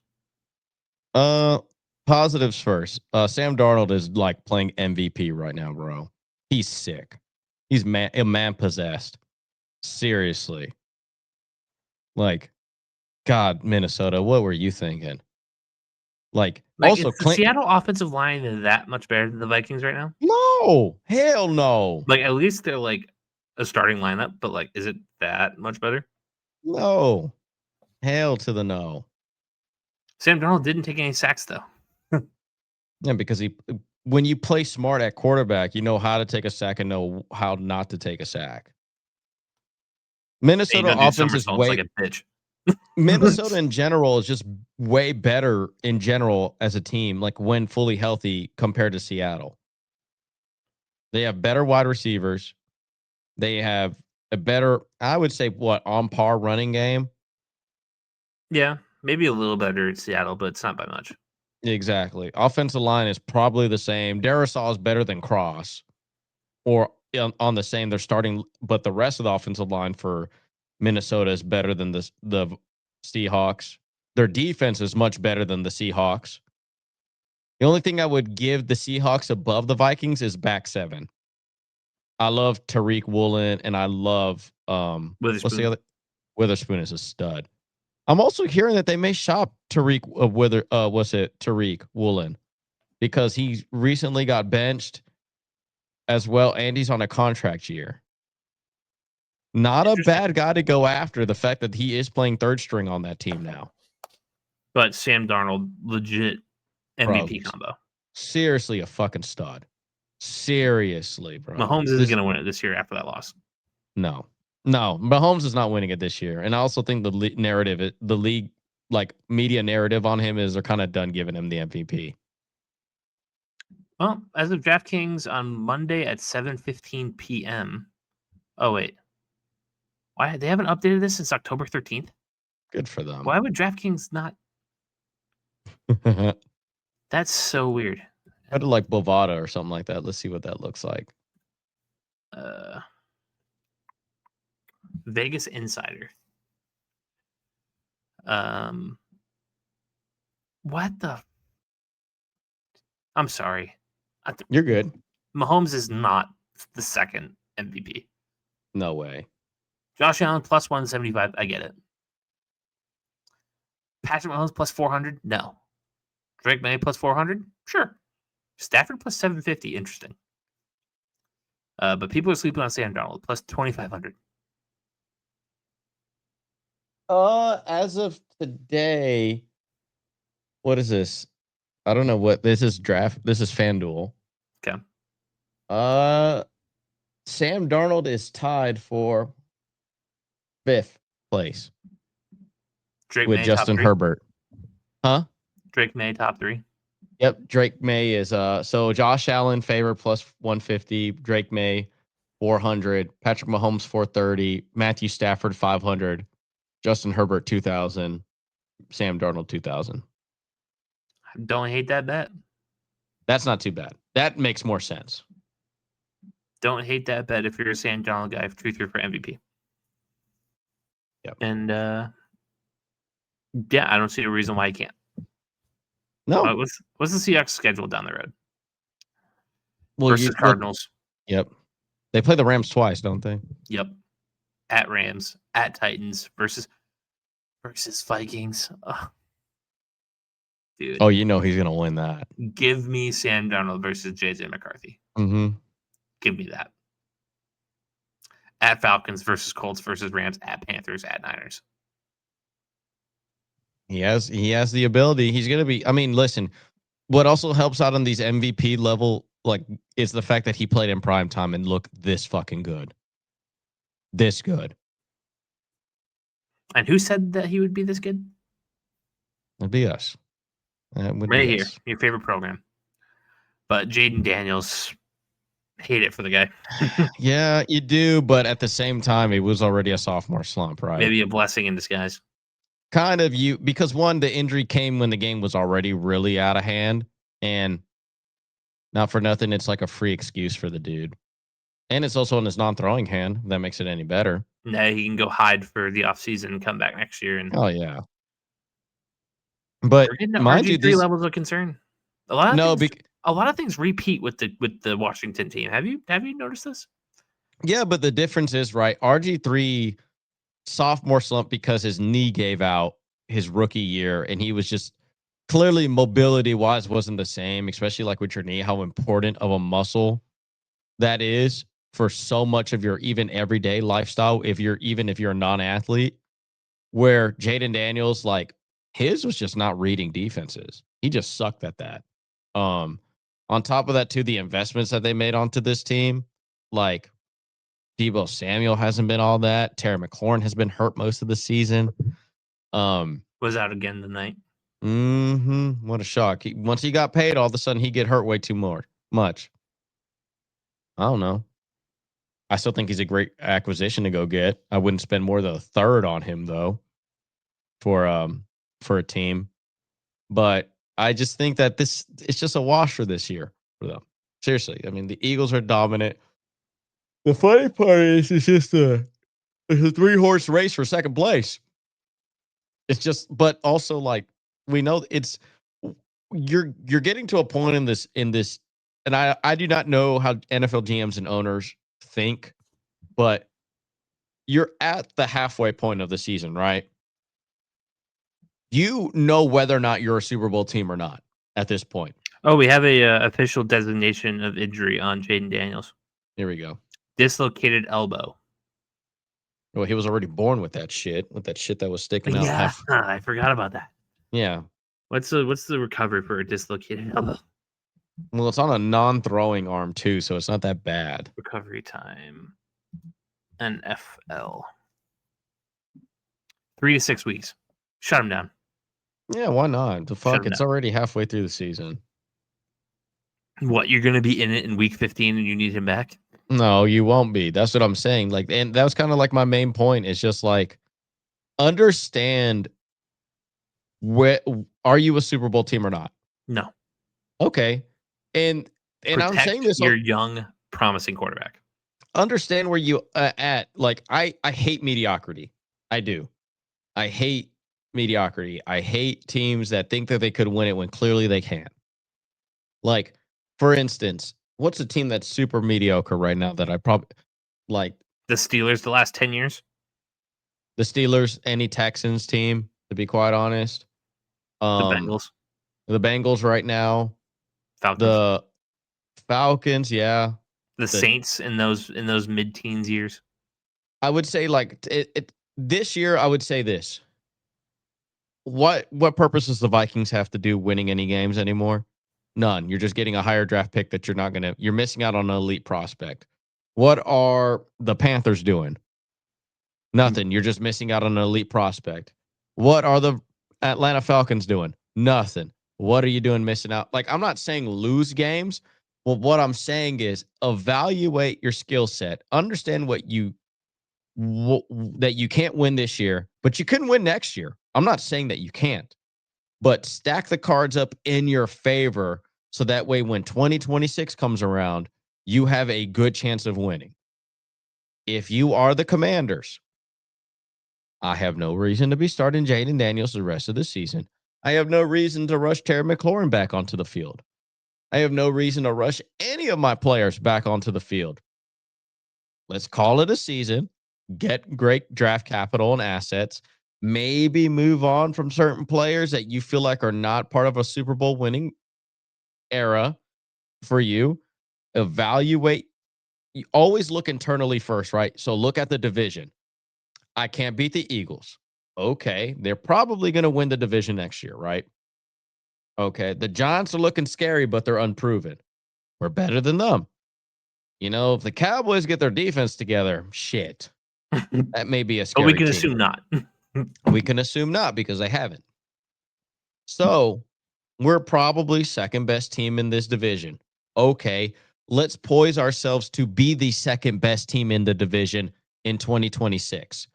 Let's get draft assets. Let's trade away players we have no reason keeping on our books and get something. I hate when teams let players walk away for free. I hate it. It's dumb as shit. Getting something is better than getting nothing. Every single time. Ask the Giants if they would have loved to have done something with Saquon Barkley. Wouldn't you think that they would like to have a draft pick back for Saquon Barkley than letting him just walk to a divisional opponent for free? Oh, I'm sure. Yes. So I've always been a big I've never understood that. I've never understood that. Even if you thought Sam Darnold, for instance, why couldn't they have done a sign and trade deal with the Vikings? Why couldn't you have done that? You get first dibs and just flip them away. I don't know. I don't at this point of this, like right now, right? For your Patriots. We're a Super Bowl contending team. Guess what we need to do with our first round pick? Go get Myles Garrett. Makes sense. Yep. If you are the Saints, well, shit. I'm not winning the fucking Super Bowl. Do I think Chris Olave is a part of this franchise in the future? Probably not. All right, let's go get a pick for him. Like, just stack up the cards in your favor, man. Stack up. There only could be one winner. What is the likelihood that you trade away a player to a team that wins the Super Bowl? 1 out of 32. 1 out of 32. And I like those odds. I really do. So I just highly suggest that teams, because the trade deadline ends on Tuesday. If anybody somehow of any importance in any NFL team watches this episode, all I say to you is if you are in a Super Bowl winning team, Patriots, Bills, Eagles, Lions, Colts, 49ers, Colts, Rams, Seahawks, Broncos. If you have the ability to use your first round pick to get an asset that would help you win over the top, fucking do it. Seahawks, go get Max Crosby. Like, do something. Like, go do it. Why not? What is Max Crosby going to do on the Raiders?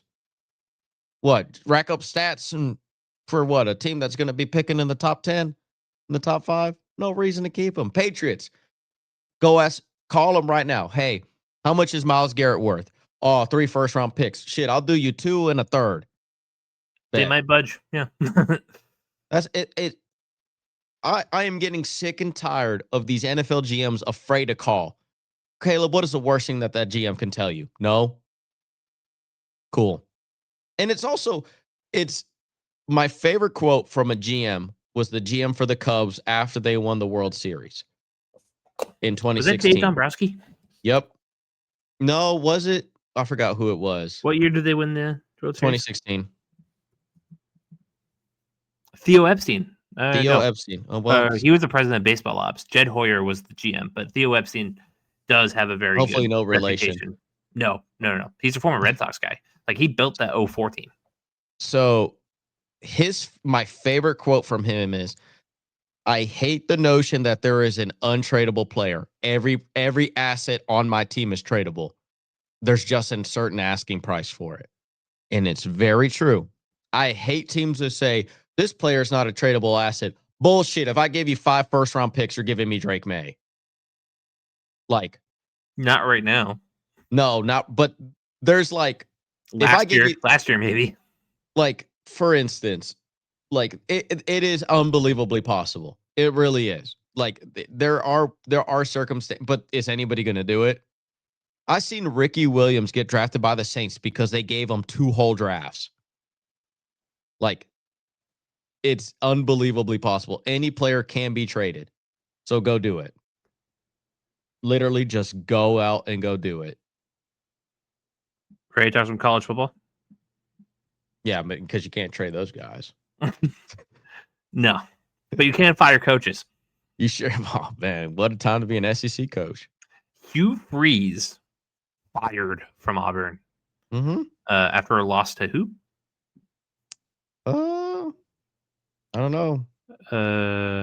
Weren't they one of our featured matchups last week? I think so. Wasn't Vanderbilt?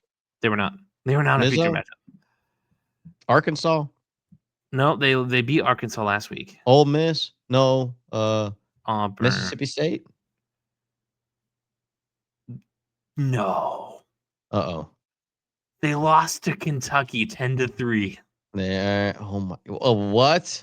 A high-scoring baseball game? 10-3. Jackson Arnold got hurt, but he wasn't good to begin with. Nope, they lost to Kentucky 10-3, and Auburn said, "Yeah, we're done. See you, Hugh Freeze." So another SEC job is open, Gerardo. We have Arkansas. We have Florida. We have LSU. We have Auburn. Is there anyone I'm missing? There's got to be. There's got to be more. Kentucky? Is Kentucky available? SEC standings.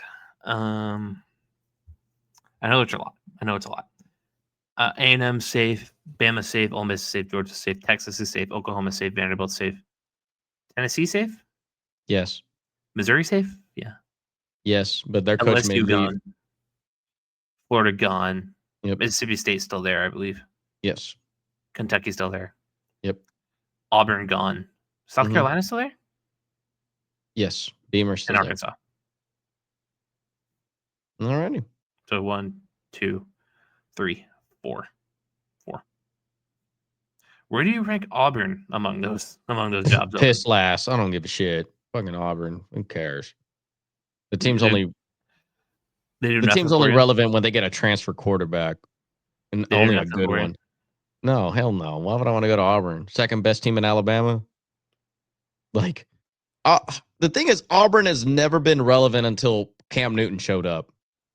Like, seriously. Now, granted, I know what people are going to say. Oh, they had Charles Barkley and they had Bo Jackson. Yeah, Bo Nix. Yeah, Bo Nix only was good when he went to Oregon because they didn't know what to do with him. They've been a who's who at, like, the crazy part is Auburn, they will spend money on their next head coach, though. They will. So I have a list from NBC Sports. Uh-oh. Don't do this. Stop it. Stop it. I don't want to. I would say this, like, Auburn is a step up for a lot of coaches out there. Hot Board 1.0. Okay. Oh, you're not going to let me read that either? Oh, no. They're going to say you got to subscribe to this newsletter in order to read this hot, touted list. Yep. Motherfucker. Stand by. I'm going to find a list. I want to see some names. 9 candidates Auburn may consider. Yeah, I'm USA Today. You're good. I'm going to start with this one. Alex Golish. Who's that? Oh, USF. is that USF? Maybe. Brent Key. Probably not. Is he with Georgia Tech? Georgia Tech. It's like I said, Auburn is going to be a step up for some coaches.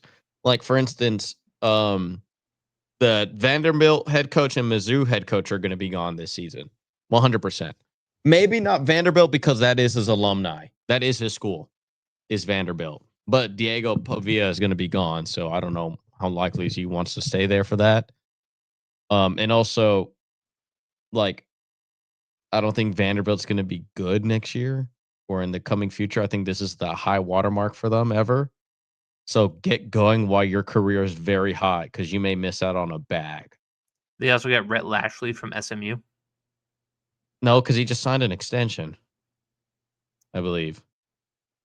But that might not dissuade the Tigers if they decide he is the guy. Well, I mean, at the end of the day, these, like, Nebraska head coach has got a new extension and his buyout is 15 mil. That doesn't Manny matter. Diaz from Duke.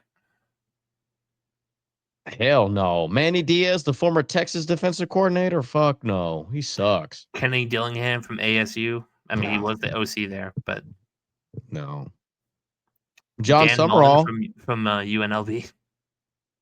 They're going to bring him back to the SEC? Oh. John Summerall from Tulane. Yeah, Tulane. That's not a bad one. James Franklin. Supposedly, Virginia Tech is going to spend a dumb amount of money to get him. And then the last one, our favorite, Urban Meyer. Why? Dude, there's an article written by USA Today that got posted in September that said only Urban Meyer can fix the mess in Auburn. Auburn Meyer couldn't even fix the mess at his home. So there's that. But no. Yeah, Hugh Freeze gone. I mean, but LSU's more desirable. Florida's more desirable. LSU. Yeah. They're on par with Arkansas. Ole Miss is going to be desirable too because we all know Lane Kiffin's bouncing. There's no way Lane Kiffin stays another year. I don't believe it. Where do you think he'll go? LSU or Florida. So Ole Miss is more desirable than Auburn. Then you still have Penn State. And like you just got to look at the landscape of things, right? Because you know another head coach from somewhere else is going to go there. Mm-hmm. From one of these places, more doors and more and doors. Then that's going to open exactly. Yep. So it's a trickle down effect. You do not know who's going to go where. So, all right. Let's review our featured matchups from last week. Number 9 Vanderbilt at number 20 Texas. 34-31 Texas wins. Did we have the spread on that one? Yeah, Texas was a 1.5 favorite. Oh, God damn it. I wanted Vanderbilt to win that game so bad. They almost did. Game was very close. Unless the score wasn't as close as it made it seem. It was that close. It was a very tight game. I was at the Bruins game, so I didn't catch a ton of college football this week. Number 5 Georgia at Florida, 24-20 Georgia. Florida should have won this game. There was a horseshit call on there of an incomplete pass when the dude clearly caught the ball. I was livid. When I texted you that, I was like, Florida won this game. I don't care what anybody said. I'm so mad. I knew they fired their coach. It's a rivalry game. This had written it all over the book. Now, granted, technically Florida did win. They did cover. So I'm not too mad. Technically, if I would have put some money on this, I would have technically won. But just hope you wouldn't bet the money line. Don't get selfish. No, I would have taken the spread, but this Florida team has proven to me more and more so that, dude, this is a way better job than LSU. You're getting a Heisman contending quarterback, and you're getting a like this team is unbelievably good. Like, seriously. Where am I? Okay. Number 13, Texas Tech at Kansas State. Texas Tech wins 43-20. Yeah, it wasn't competitive in the slightest. No.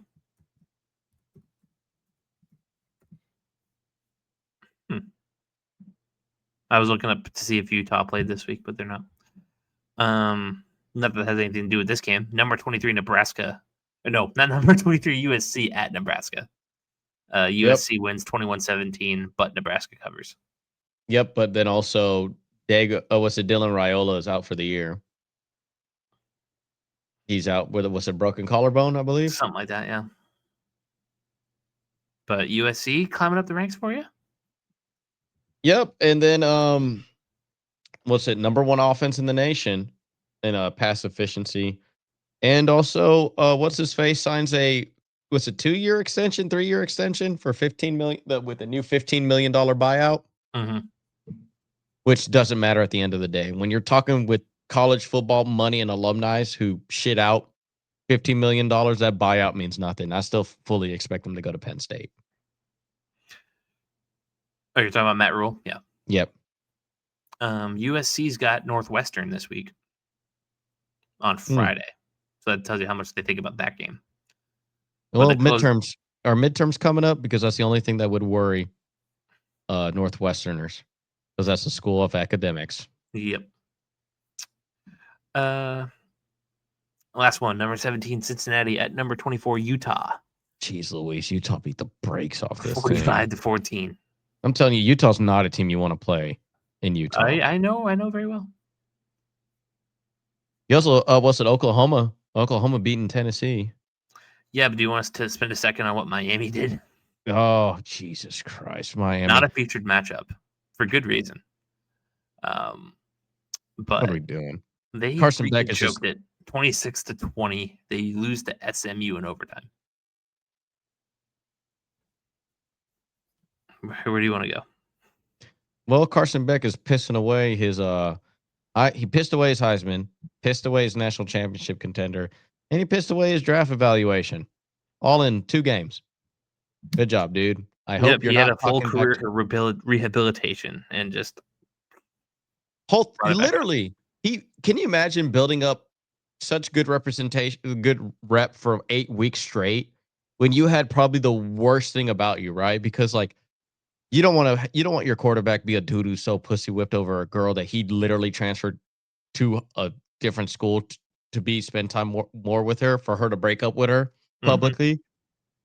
Like that's nothing I want to be a part of. And golly, I mean, then to lose, and then now it's Virginia and Georgia Tech as the 2 best teams in the ACC. I would have never predicted that in week 0 with Clemson and Miami. No way. Good. Whatever. Good job, Carson Beck. You just pissed away so much. Yeah, that's your featured matchup review. We'll revisit the ACC in a minute. Mm-hmm.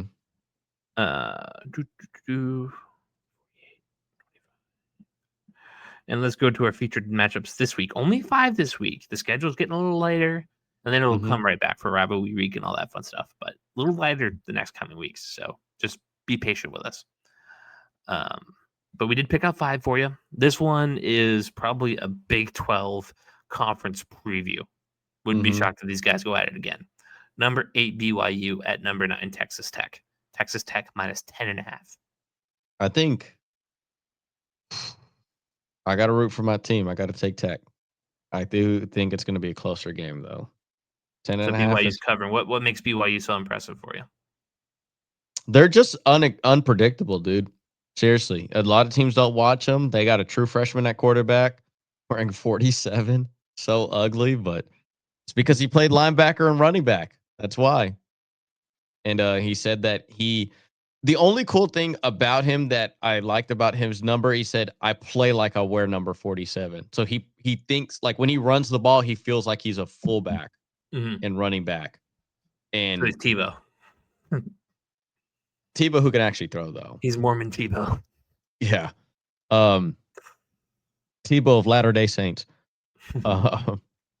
But yeah, that's what the only thing that scares me about them is the fact that you'll never watch these teams because they're West Coast. But Tech 100% should be the team that should be winning this game. They should.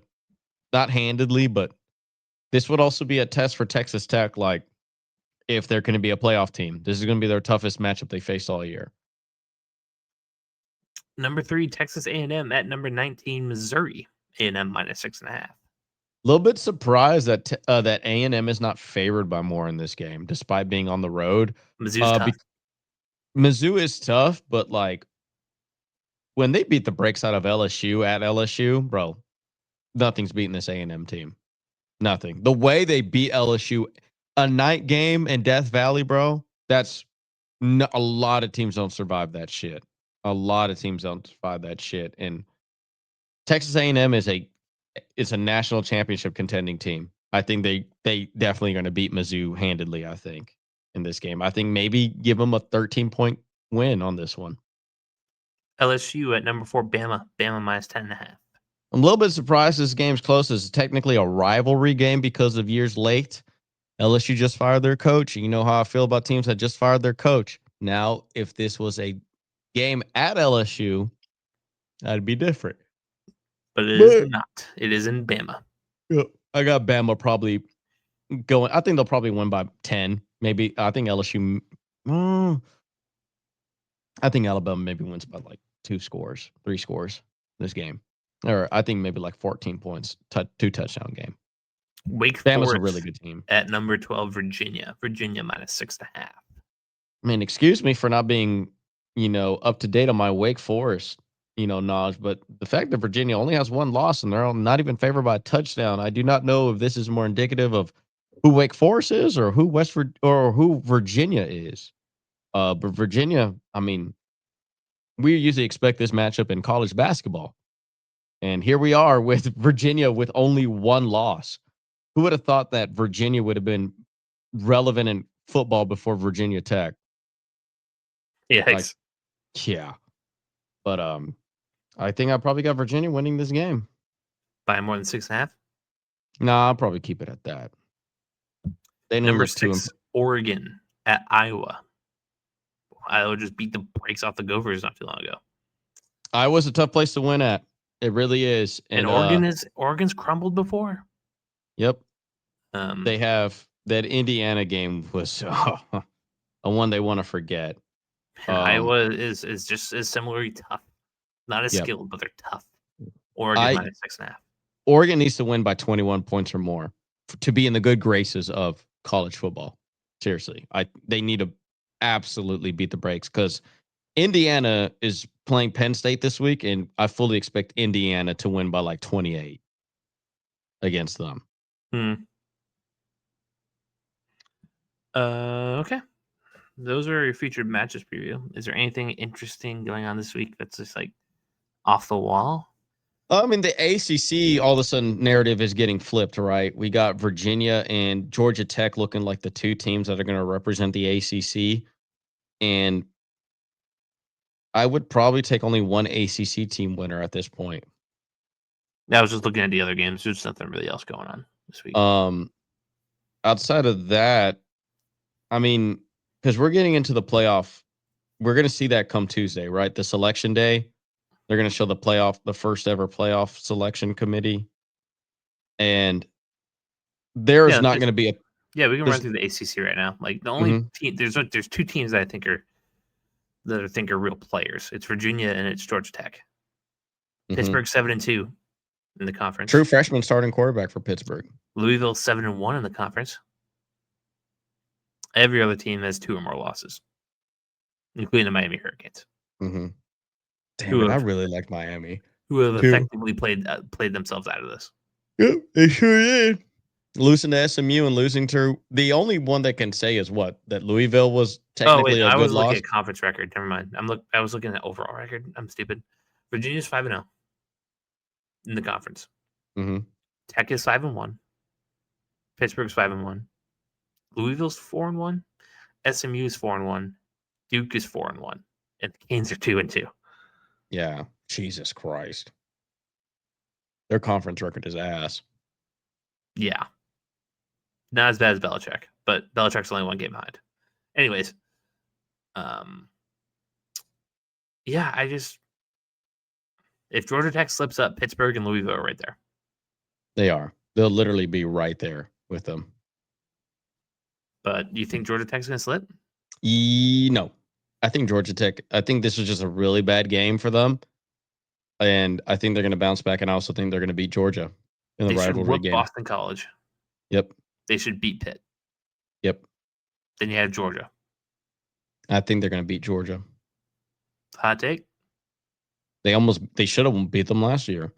This team's better than last year, I think. And Georgia's team's worse than last year's. So you think the ACC is only going to send one team, though? It's going to be Georgia Tech. That's it. There's no way they're going to put Virginia in there. Unless Virginia wins. Yep. And then we can take a little bit of a peek at the Big 12, which we've kind of determined that's our conference. That's our favorite. It's the best conference in the as far as interesting stuff goes. Yeah, it's super. It's good parity in that conference, unlike college football as a whole this year. I think college football as a whole this year has bad parity. There's no true winners. I think it's just Indiana at this point, and even then, I haven't seen them face against Ohio State. But sorry, I'm just adding timestamps here. No, you're good. With Big 12. I mean, Texas Tech and BYU. This is the championship right here. Yeah, because Houston got their doors blown off. They lost to West Virginia. Oh my God. Did they get their doors blown off or just lose close? Nope, they lost by 10. Mm-hmm. No, but they have no business losing to it. Aren't they a 3-win team? Isn't West Virginia? Yeah, 3-6. Yep. Okay. Bye. Never be ranked again, Houston. So BYU's undefeated in the conference. Mm-hmm. Texas Tech has 1 loss. Mm-hmm. Cincinnati has 1 loss. Yep. Houston has 2. Mm-hmm. Utah has 2. Mm-hmm. Arizona State has 2. Yep. TCU has 2, but they've only played 5 games. Everybody else 3 losses and more. So the thing right about Utah, it's the more they beat the brakes out of opponents, the more Texas Tech looks better, right? Because it's just like, well, Texas Tech looked very nice against them, and Utah's just beating the brakes out of teams that Tech has either already beaten or lost to. And they only lost to one team, which was Arizona State. So much that game meant. Yeah. But also it's like, I don't know how Cincinnati, like I think Tech is better than Cincinnati. I think Tech is better than BYU. And then because now you look at it, right? Cincinnati, Tech, and BYU all are going to have 1 losses. So are we going to just see a rematch of BYU and Tech? I feel like BYU could tank. I feel like BYU could tank in the rankings if they lose this game. Like they could be afterthoughts. If they only lose to their only losses to the team that's ranked right behind them.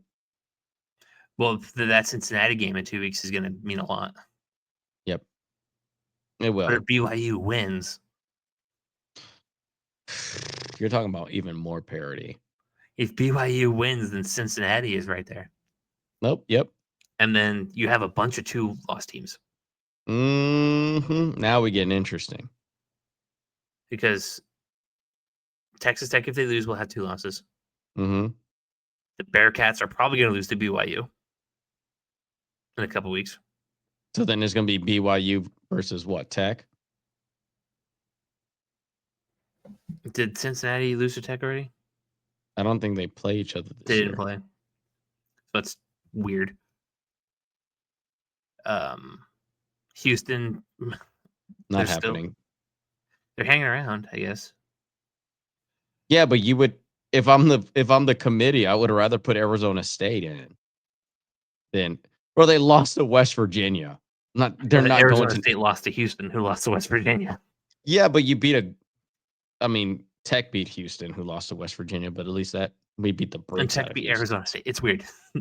Yeah, it'd be Utah, honestly. Yeah, because it Utah's sucks two because losses are Tech and BYU. yeah, My God. yeah. This and Utah looks sick, bro. Seriously, that's not a team I don't want to face.